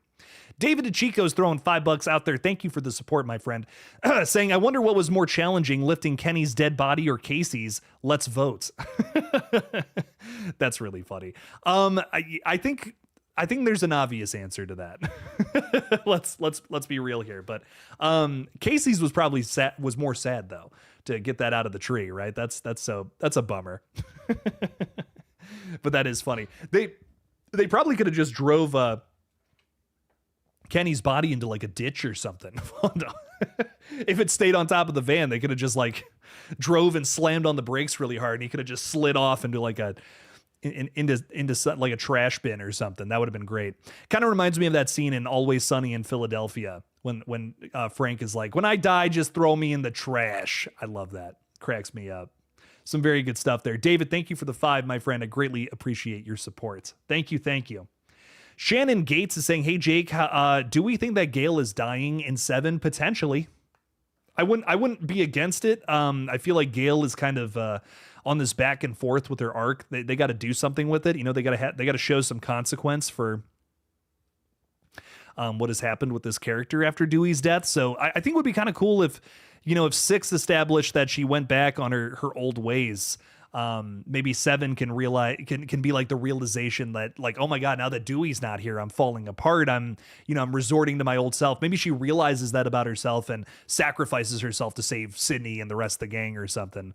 I actually think that would be awesome. That'd be a great way to end her arc with this film. So I don't know, maybe we do something like that here. That could be kind of cool. But I'm down for whatever they want to do. I hope it's I hope they don't just stall the character arc, because they've set so much up with her from the previous 2 films. They got to do something with it here in 7. That just feels natural to kill her in this next movie, but I don't know if they're going to actually have the balls to do it. That's the big question. Jake, the Black Phone 2 trailer is out. I will be talking about it in a short later today. I'm so sorry I have not had time to get to it until literally right now. But we're moving on it. We're moving on it very soon here.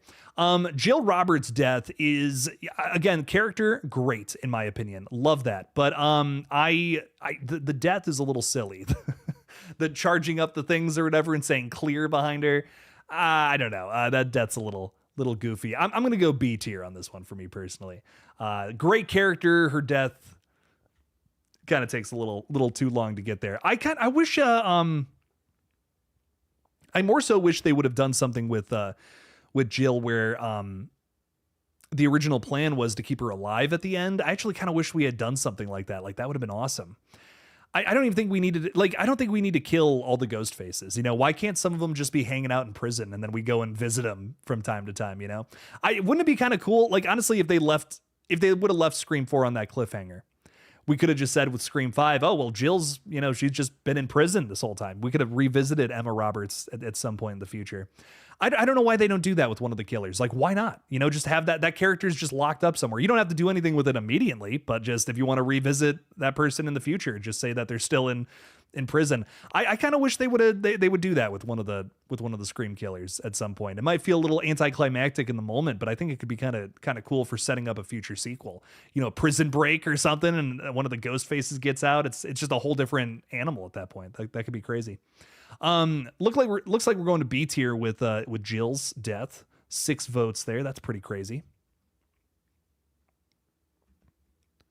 Can we fuck this thing up? Can we get Jill a little higher? What's going on? What's going on?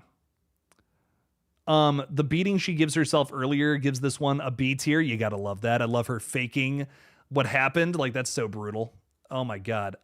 This is the other, I don't remember her name. I'm so sorry. This is the other girl from the opening of Scream 4 who gets stabbed in the garage. It just kind of feels like Tatum, but lesser. I'm going to give this one a C tier. I feel like it could have been better. It's a cool kill. Like, it's not in any other movie, I'd maybe give it some more points, but it's kind of just, the Tatum death, but a little less interesting.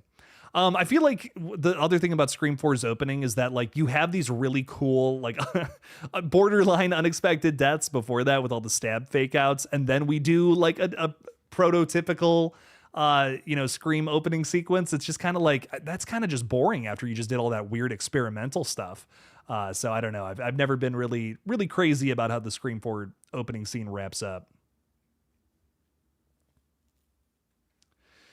But I don't know. I both love and hate the Scream 4 opening. I really have such mixed feelings on it. The voting has begun, ladies and gentlemen. Again, if you are just joining the stream, I don't know, maybe you are.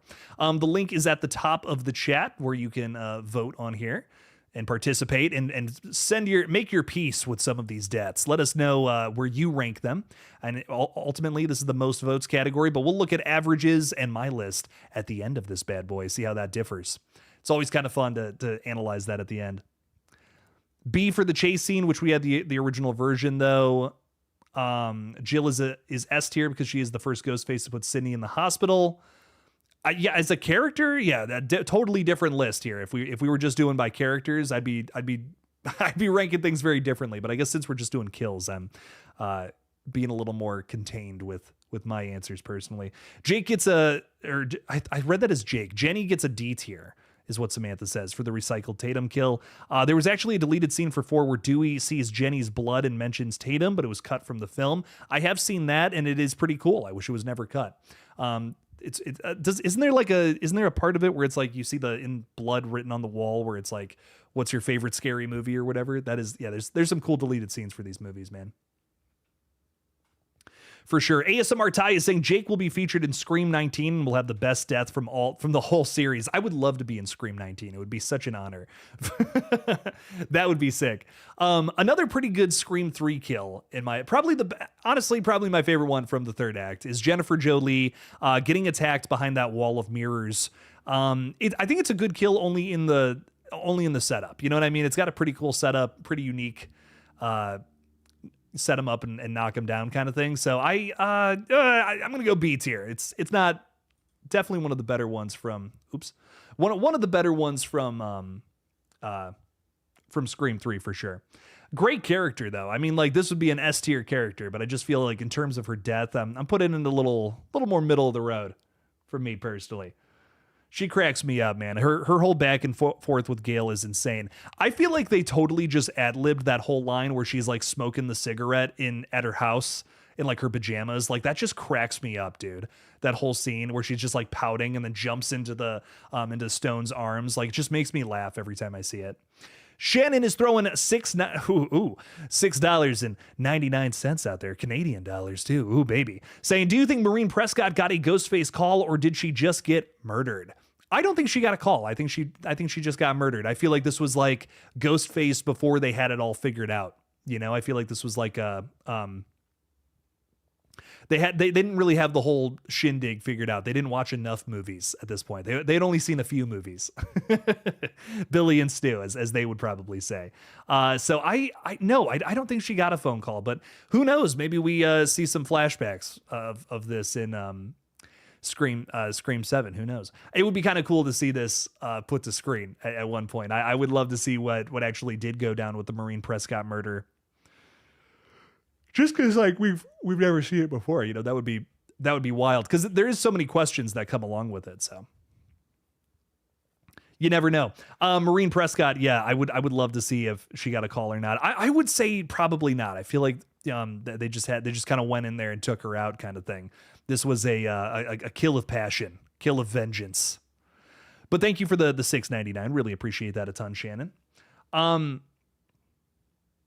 What else do we got here? Aim Punched is saying, I'm late, but hi Jake/chat, and Evil dies tonight. Yes, it does. Evil dies tonight. I got to watch those movies again. It's been too long. Especially Kills, man. I love Kills is so much fun. It is a fucking blast. I would love to put that on at some point. Movies in Full is saying in the background of Scream 6, you can see that a theater is playing a Jennifer Jolie binge. Oh my God. I don't think I've ever noticed that. That's funny. I love that. Jennifer falling through the mirror and Sydney and Gail screaming cracks me up so much. It's crazy. It's a pretty cool setup. I like it quite a bit.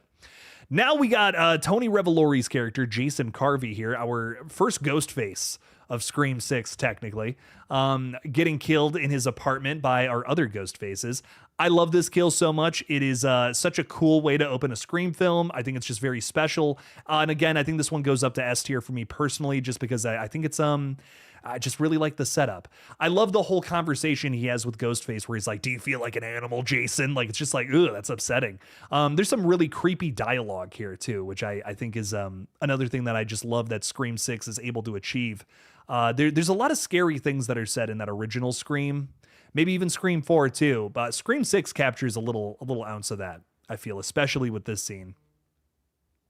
I love that whole conversation that he has on the phone saying that every time I stabbed her, it made her feel less and less like a person, just an animal. Like, I don't know. That's just so sociopathic. I've always loved this scene. I feel like it's what makes Scream 6 for me in a lot of ways. Just seeing things from the other perspective.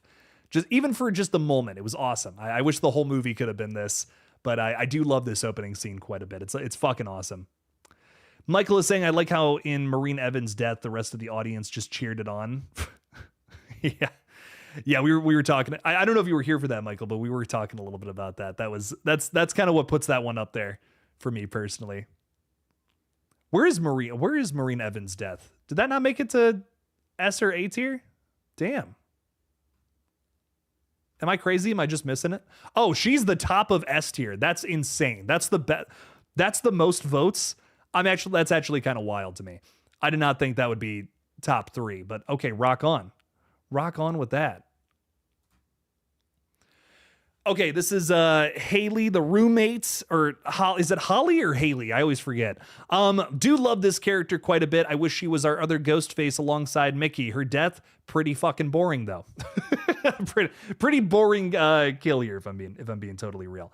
So not a whole lot of love for this one in my opinion. It's a could have been better. She kind of just gets killed by Ghostface, who jumps out from behind her. I don't know. Could have done a little better with this one. Stefano's throwing 5 Killjoy Jake memberships out there. Dude, thank you so much. Not only are you a member, but you just made 5 more people members. I really appreciate that a ton, dude. Thank you for the support. That's going to Aim Punched, Shannon Gates, JDC, Talia, and Jordan Talks Films. Welcome to the fold, everybody, and thank you again, Stefano, for the support, dude. Means a lot. Thank you. Stefano's always coming in here dropping 5s like that, so that really does mean a lot to me, my friend. Thank you. The suspense when Ghostface is passed out in the car.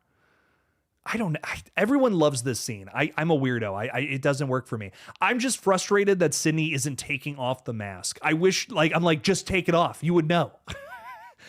This whole thing could be over if you would just take off the mask. I don't know. It just doesn't work for me. I'm a little too obsessed with the fact that she doesn't do that. I would have taken off the mask in that situation. Ty Lee is saying a Halloween kill tier list would be sick. I'm kind of thinking about it for next week. That might be the one that I'm kind of thinking about. We're in spooky season now, you know? It's time for stuff like that.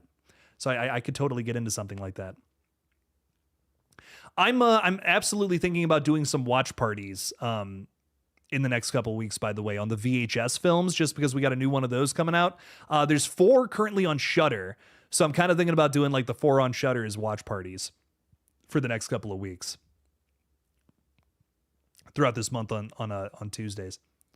What's going on here? Why is it stuck at 3 seconds? 2, 1. Okay, there we go. I'm like, huh? What's happening? Okay, we got Greg Bruckner. He's hanging out in the fridge. He's meat, baby. We never meet him. He's kind of a ghost face. Kind of not. Greg Bruckner, meat in the fridge. You know what? This is another off-screen kill from Scream 6 that I kind of love, because at least we get to see the gory aftermath. So I'm gonna go B tier with this one personally. I love the severed head at the top of the fridge. It's probably the gnarliest image we've gotten in all of Scream. And that's saying something for it being what is it? An off-screen kill. That's impressive to me. I kind of like that. Ty is saying, I love the watch parties and I miss them, Jake. You host the best ones. Thank you so much, Ty. I appreciate that.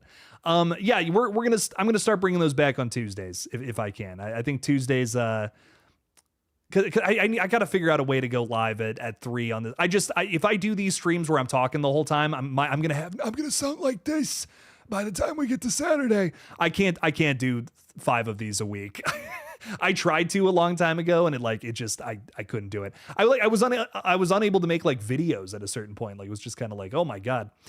So I can only do a few of these a week where I'm just yapping the whole time. It's a lot, but I'm gonna try to do some watch party streams on Tuesdays, which is gonna be fun.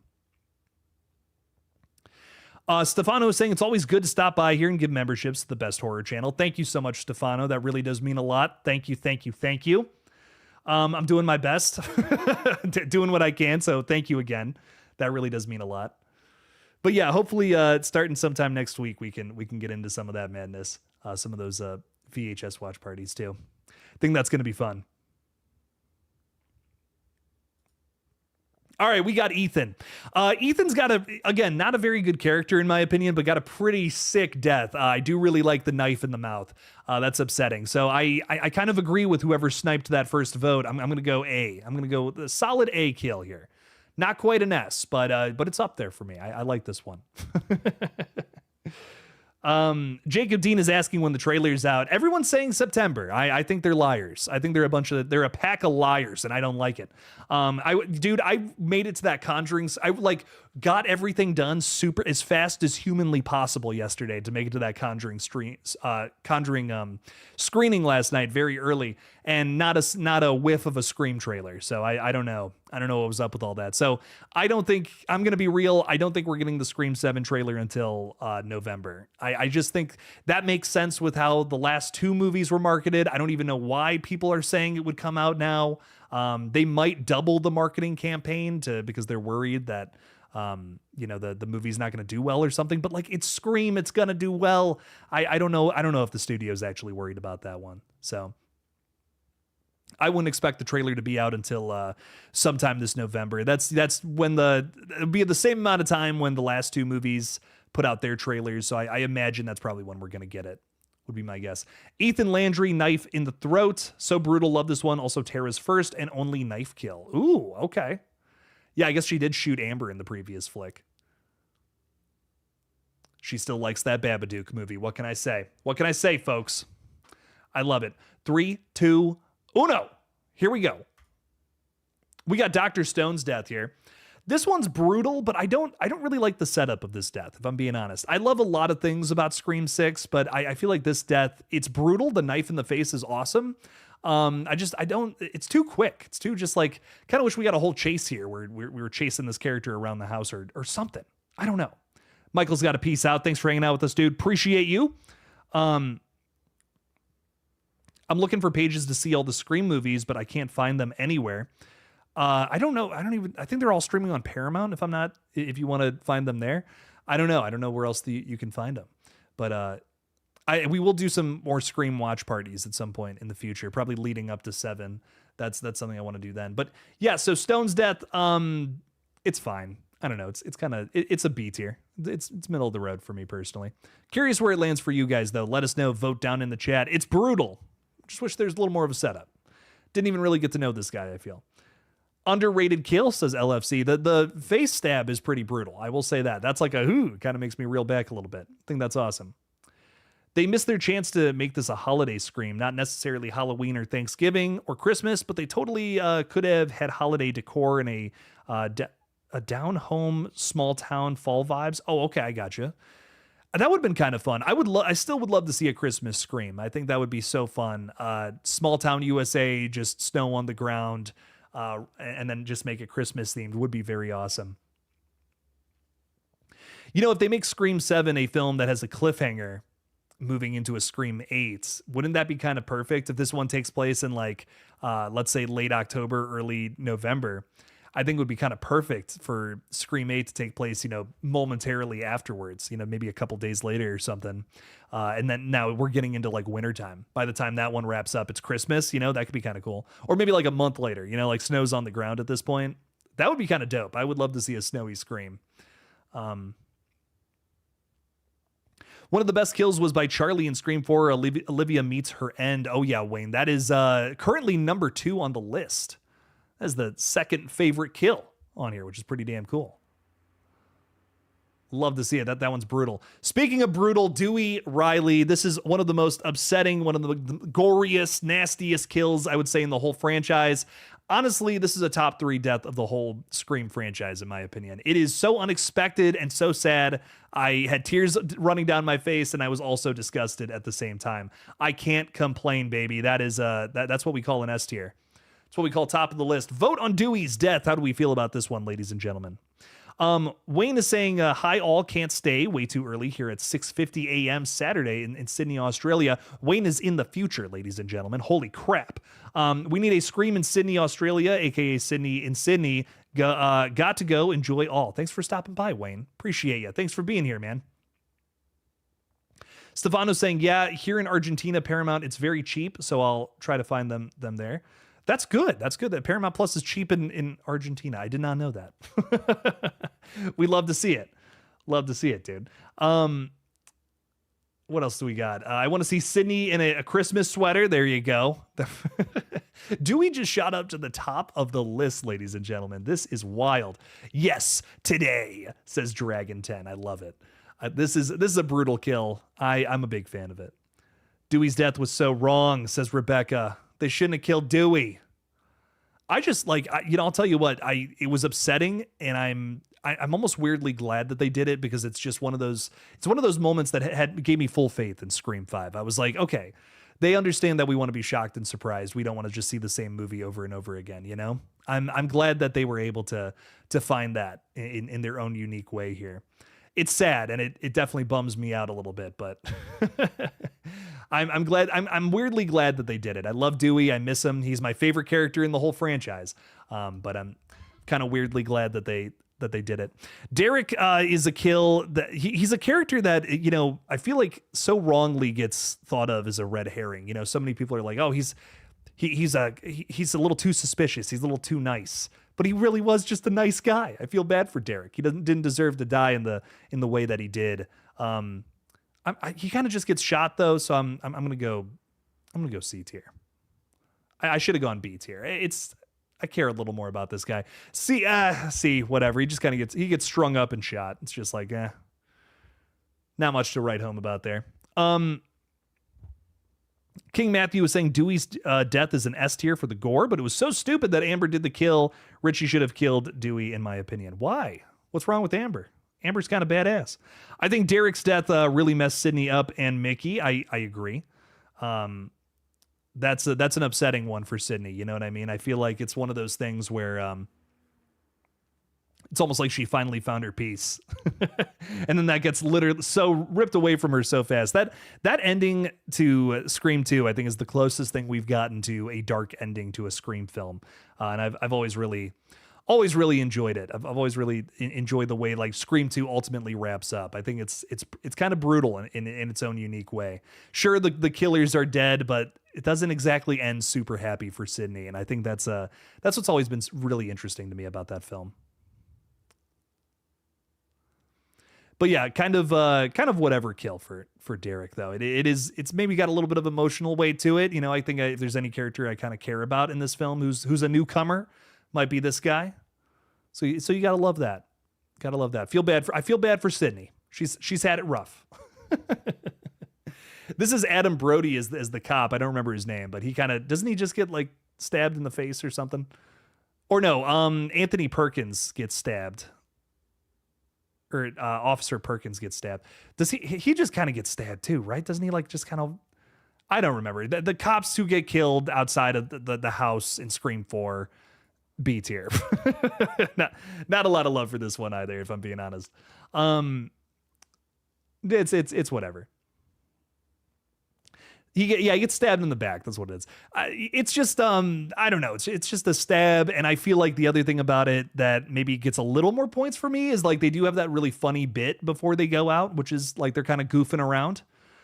Shows the Woodsboro Police Department is still not so great. It still doesn't really have their shit together. Incompetent police presence makes a slasher movie all the more interesting, as we've talked about a lot on this page. David DeChico is saying if they do a Scream during Christmas time, they could have Sydney open a present and look shocked. Then someone could say, "What's in the box?" Oh God, what's in the box? It's her daughter's severed head. That could be crazy. I'm all about that. I'm all about that madness. Have I ever gone to Halloween Horror Nights? I've always wanted to, but I'm pretty far away, says Stefano. I got to go back in 2022. I was lucky enough to go then. And they had the Halloween house then, which was awesome. Ton of fun. I got to go through almost all the houses. I did go through the weekend house. That was the last one. I was exhausted by then, so I barely remember it. But I think I did that one. I'm trying to remember, but I did almost all. We had one night to go because it is crazy expensive if you go to Halloween Horror Nights. But we had one night and we just kind of ran through all the houses as fast as humanly possible. But it was fun. The food is great too. That's another big staple of Halloween Horror Nights. I truly think it's the best haunted house experience on the planet. Like I've been to a few. That's the best one I've ever been to, like by far. It's worth the money. It's a lot of money, but it's worth it, dude. It's crazy. So lots of love for Halloween Horror Nights. I'm bummed I can't go this year. I'd do anything to go because it looks like a ton of fun. This is the cop that's just randomly dead in Scream 5. This is such an easy D tier. One of the least interesting kills, I think, in the whole franchise. Dude's just dead with some blood there. Boring. Come on. Give me a little more. Give me a little something. What's going on there? You want to go so bad, but you live in the UK, says Movies in Full. They are putting a Universal in the UK. I don't know if you've heard anything about that, but they are. I don't remember when it was supposed to open, like maybe like 2026 or 2027, but they are building a Universal Studios over in the UK now. So you won't have to fly all the way to the scary United States, which is pretty nice. Ty Lee is saying, seems like I'm not the only one who wants a holiday Scream. Yeah. Oh, dude, holiday Scream would be a ton of fun. I feel like there's a lot, what was really fun about Terrifier doing the Christmas movie is it's like it kind of got to pay homage to so many slashers that came before it. I mean, there's so many Christmas slashers, if it's Silent Night, Deadly Night, or Black Christmas being some of the big ones, but then there's also some like lower tier, weirder ones that you still kind of see references to in that movie. Scream could totally do the same. And I feel like in a lot of ways we wouldn't have Scream without Black Christmas, so you got to do the Black Christmas homage. In that franchise. That could be really fun. Christmas Scream would be very awesome. Would be very into that for sure. Yeah, this character, I could care less about this kill. I'm going to be so honest. Officer Perkins, damn, an S tier? Okay, shit. A B tier at best for me personally. He just kind of gets stabbed in the head. It's cool, but it's, stabbed in the face. I mean, how many of these kills can we describe as being stabbed in the face? Kind of feel the same way about this one. Anthony Anderson, though, this actor is hilarious. I do love him in a lot of things, and I'm glad he's part of the Scream franchise. I think he's in the Scary Movie movies too, if I'm not mistaken. So he's all over the place with late 90s and early thousands horror fans. What else is going on? Would you do a cosmic horror tier list in the future? I love cosmic horror. I would totally do that. I'm very into that kind of thing. Sci-fi and cosmic horror and all that crazy shit. Yes, supernatural stuff. I'm into all that. Dave is saying Holiday Scream would be so sick. Yes, it would. You could hear the cop in the background die when Tara is getting out of the bed. Good sound design. Okay. Shit, that's awesome. The Bruce Willis line cracked you up. Yes, that is funny with this scene. This scene is goofy more than anything, and I like that. Don't get me wrong. There's some goofy moments here. You got to love it. Dragon 10, have you ever seen The Void? Let me know if you've ever seen that. That's a really good cosmic horror that someone from Bloody Disgusting just wrote an article about that movie recently. Or maybe I don't know. It was one of the big horror news networks. That is such an underrated cosmic horror. Like that one just doesn't get talked about enough, in my opinion. Love The Void. Very, very crazy film. It's one of those movies that just builds and builds and builds as it goes along, and it's like, oh, this is good. Very good film, in my opinion. Cotton Weary's death. I kind of love Cotton Weary's death. The opening scene of Scream 3, while I don't have a ton of love for it, I do really like that Cotton Weary is the one to ultimately get picked off. He's one of those like characters that is, I would go so far as to say, an antagonist in this franchise, not a ghost face, but still kind of an evil doer. Got his way from. I mean, he literally goes from prison to being famous in 3 movies, and then he gets that ripped away from him because he kind of does it in a nefarious way. I don't really appreciate the fact that he does anything to get that Diane Sawyer interview. It's brutal. But so this kill, I think, holds a lot of weight in terms of characters getting what they deserve. And I think this is a really good example of that carried across multiple movies. But at the end of the day, it is just cut away, to a title card kind of kill. So B tier. But I do think it's cool. He's a cool character. And I do like that he dies. So I got to give that some love. King Matthew's got to go because I got to get ready for work. I have a night shift tonight. Have a good night, Jake. Thank you so much. Appreciate you, dude. I hope you have a nice. I hope it's not too bad of a shift. But thanks for hanging out with us. We greatly appreciate you hanging and voting in the polls and all that fun stuff. Movies in Full is saying, I love the original version of Cotton's death when he's climbing out of the skylight. Yes, I agree. I've seen the assembly cut of Scream 3, and I actually think some things work a little better in that version than what we ultimately got. They recut it to feature Christine getting chased around and killed. And I actually kind of like it better without that. Like you not knowing what's really going on. I think that's way scarier. The assembly cut of Scream 3 is it's interesting. There's some things that are better, some things not as good. One of the things that just is better in my opinion is that how they cut the opening scene. But yeah, I don't know. I don't know what happened with that. I do love the Creed song though. I think we're about to talk about Christine. Yeah, the Christine gets some points for me just because because of I love that Creed song, dude. It's a banger. But ultimately I'm probably still going I'm still going B with this one. I'm going to let this one roll. Christine, Hamilton. Oh no, this is Cece. Never mind. I lied. S tier. Cece gets thrown off of the what is it? The third floor of that sorority house or whatever. And I love this chase scene. I think that's what makes this one so much fun. You get to see Ghostface sneaking in the background at one point, and it's a crazy little chase. I don't understand why there's a bike on the third floor. That's always been a weird thing for me. Why a bike is up that high. But this is a pretty crazy kill. And I've always really enjoyed it. It's pretty solid setup and punch. So when she hits that, I also love when she hits the car and then Ghostface wipes the knife and then just like goes away. It's a really nice way to end a scene. Very, very fucking sick.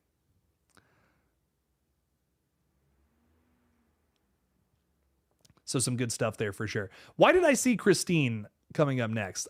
There we go. I think Christine would be next after Cece in a backwards alphabetical way. I was like, what is going on here? Why my brain is deceiving me? What's happening right now? That was a nasty kill, says Infinite Sky. You wish it were, Ted, says Lindsay. What's up, Lindsay? How are you? Welcome in. Don't forget to set the alarm. I love that VKD. It's a fun scene. Very quotable movie for sure. Scream 2 is awesome. We gotta love it. Getting along to it now, we got Christine. Come on now. Hamilton, B tier. Again, get some points for me because of the Creed song, but besides that, it's kind of a boring kill. Whatever. She's taking a shower. Great. Awesome. Love it. Give me the stabby. Give me the blood and guts. Scream 3, it's just one of those movies that I needed some crazier kills from it, man. This opening scene, the best part about Scream 3, in my opinion, one of the best parts of Scream 3 is the soundtrack. And that's why I love some of the shots with that killer music behind it. There's also a Static X track that plays before the Sarah Darling sequence, which is cool. So you got to love that. A lot of good stuff going on with the soundtrack of this movie for sure. If nothing else from Scream 3, you got to love the music. It was a different time with different crazy music, man. Love it. Love it a bunch.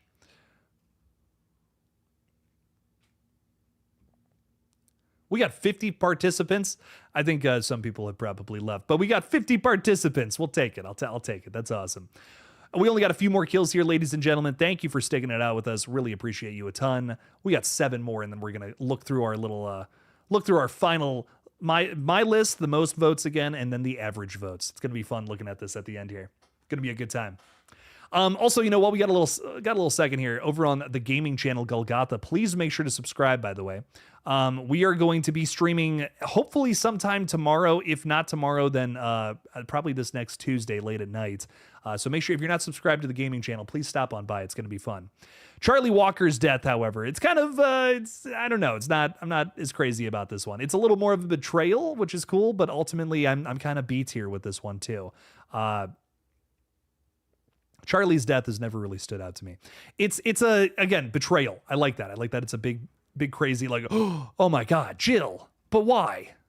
Because she's in it for herself and nobody else. That's cool. I do like that. But ultimately, whatever. but I'm kind of just like middle of the road with this one. I think I'm just gonna go B tier with every death moving forward, just for the memes, just because it would be funny. No, I'm kidding. We got some good ones coming up. I can't go B for all these. Oh man, if we were ranking these on brutality, Steve is easily number 1, followed by Annika. Oh yeah, Steve definitely gets up there for me personally. Did I think I put him in A because that one is pretty insane. Gotta love the guts. Gotta love all the guts you see coming out of him. Annika's getting up there too. When we finally get to her, we're totally putting that up there. Casey Becker is up next though, and it's like, dude, this is one of the most brutal kills in the whole franchise, in my opinion. You gotta love the iconic setup, the fake out. You think she's gonna live, but that's not quite the case. Yeah, let's be real. We all know where this one's going. S tier, baby, top of the list. Casey Becker, one of the most upsetting deaths. And I think what's great about it is that, it's a character that you've just met, really, but she's instantly likable. She's played by Drew Barrymore. You know what I mean? This is America's sweetheart here, and we're killing her off. And then you also get her parents coming home and seeing her strung up dead. It's like, oh my God, this is awful. It's just such an awful thing. And yes, it's a little campy and goofy nowadays, but it's still a ton of fun. And I would even go so far as to say still very effective. So you gotta love this scene. It's awesome. I think it's one of those that kind of revolutionized horror. Putting everything into making a big surprise. You know what I mean? Sacrificing everything, even a very popular actress that would have, maybe brought people to the theaters, that they kept her alive for multiple movies. Killing her off in the opening is crazy. That's such a swing. And I'm glad they took it because it paid off. So audience at the time thought she was going to be the main character based on the marketing. Yes. Dragon 10. So they didn't, no idea this was coming. It was just such a big surprise. I wish I could have been there in 1996. That would have been a ton of fun. If I had a time machine, that's one of the things I'm going to do is I'm going to go to opening night, Scream, the original Scream, do that all over again. They forgot to cut the phone line, so Drew Barrymore actually called 911 while filming. That's funny. I didn't know that. That's brutal. Shit. Iconic kill, though. I'm glad that one's making it all the way up there. Now we got ourselves this fella. This is what is it? This is Gail's boyfriend from Scream 6. Who cares? D tier. He's not. I'm sorry, he's not Dewey. You know what I mean? No one can replace old Dewdrop. It makes me sad that Gail moved on so quick. What's up? The scene where she escapes and tries calling for her mom was so sad. Yeah, when she can't scream for her parents or whatever too, that always chokes me up a little bit. It's just like, oh my God, jeez, it's brutal. Crazy stuff right there for sure.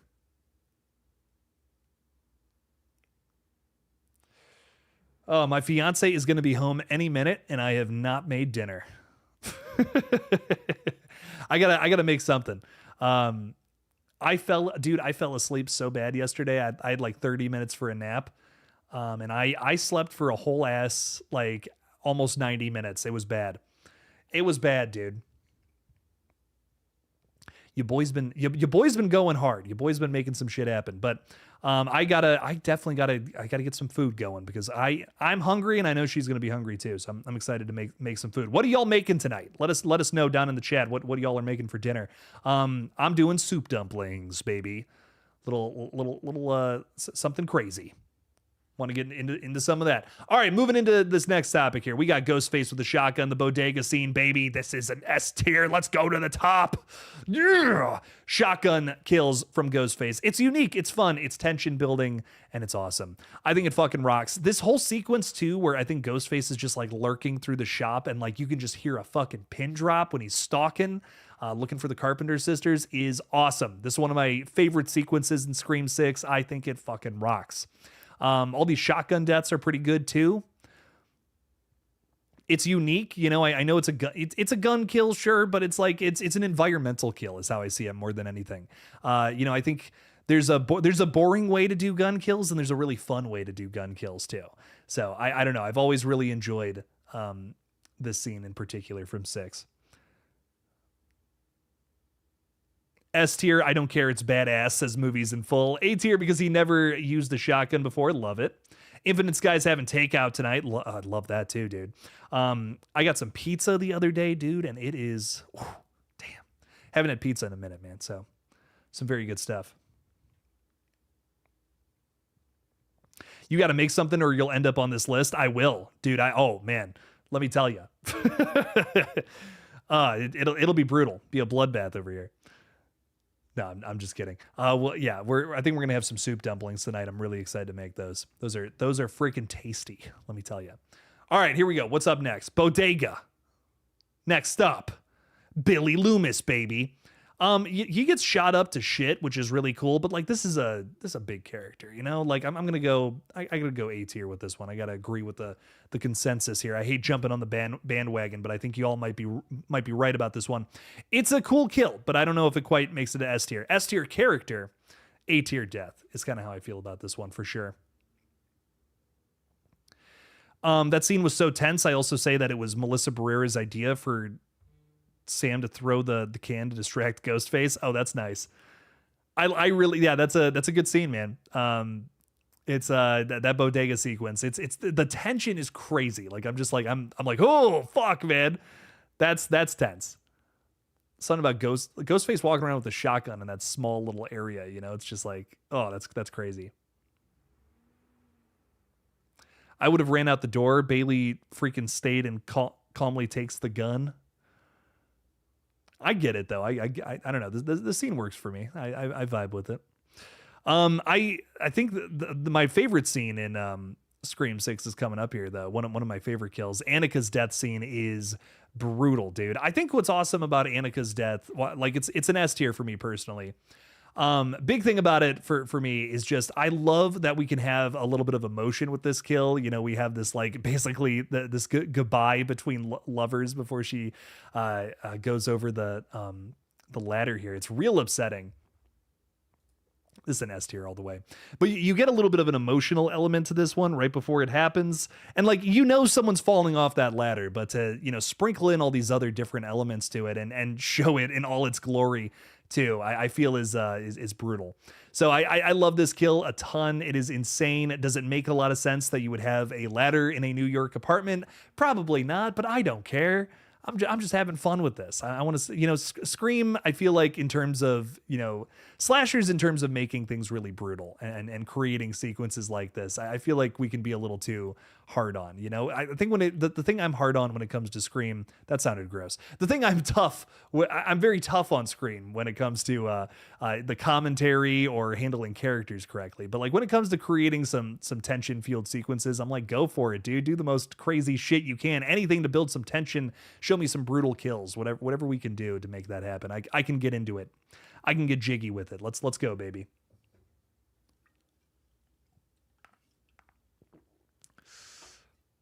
Oh, let's go. We love that. 20 more seconds on this one. We got 10 votes for S tier. Ladies and gentlemen, it's getting brutal out there.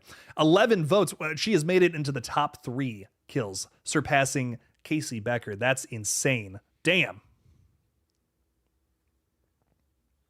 I love how Ghostface makes the ladder sound like it's chanting for her death as he slams it repeatedly. It is a little rhythmic, isn't it? Yeah, that's interesting. I do love that. This is last up on the list here. We have ourselves Angelina Tyler, who may or may not have been another Ghostface. Gotta love that. She kind of just gets stabbed and then gets pulled away. So I'm going to say it could have been better for sure on this one. But a pretty cool character, though, nonetheless. I think I like that she's a red herring, or maybe she's not. I don't know. We're definitely gonna find out in this next movie, which is exciting. But overall, I've always really liked this character. Her death is kind of just whatever. It's part of just a run of a ton. There's just a ton of different deaths, like real fast, in this third act that I wish we could have gotten more of. Wish they kept Angelina as the second killer. Yeah, it's a pretty cool idea. Would have been kind of cool. She plays Sydney in the movie, and then she's our killer here. It's like, oh, that's kind of sick.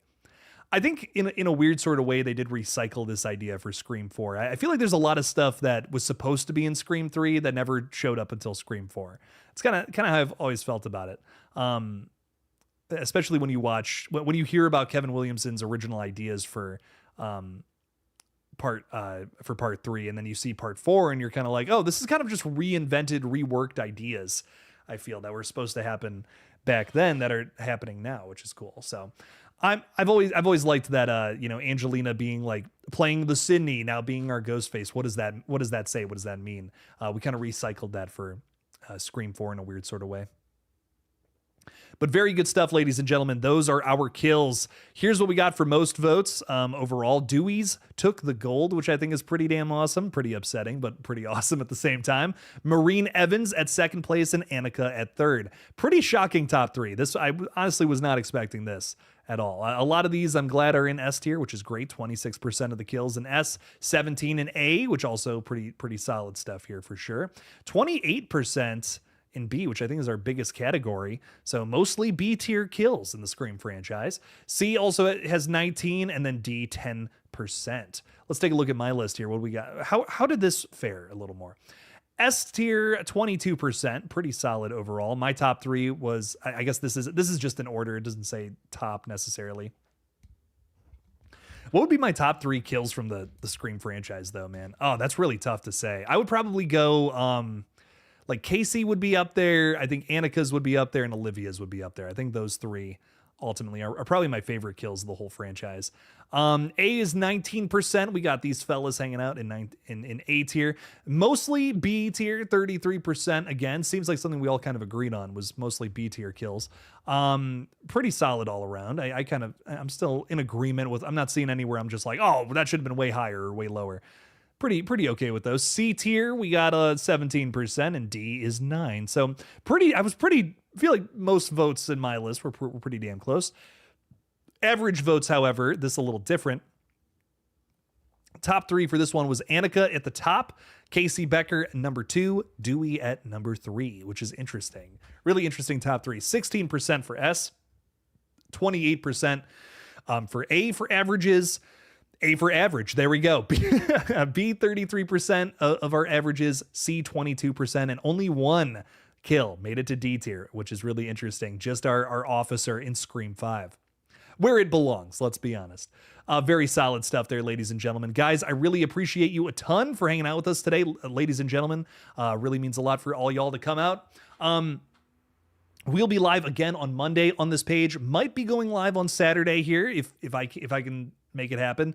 No promises there, but hopefully we can make something happen over on the gaming channel. If not, please go subscribe though. It would mean a great deal to us as we're trying to get some more content up on there and hopefully some more subscribers. So please go subscribe to GullGotha. Check it out. Check out the videos. Check out the streams. That's our gaming page where we're playing a bunch of crazy horror games, even more so in the future. So stop on by. Guys, thank you again for hanging out with us. I will see you all on Monday.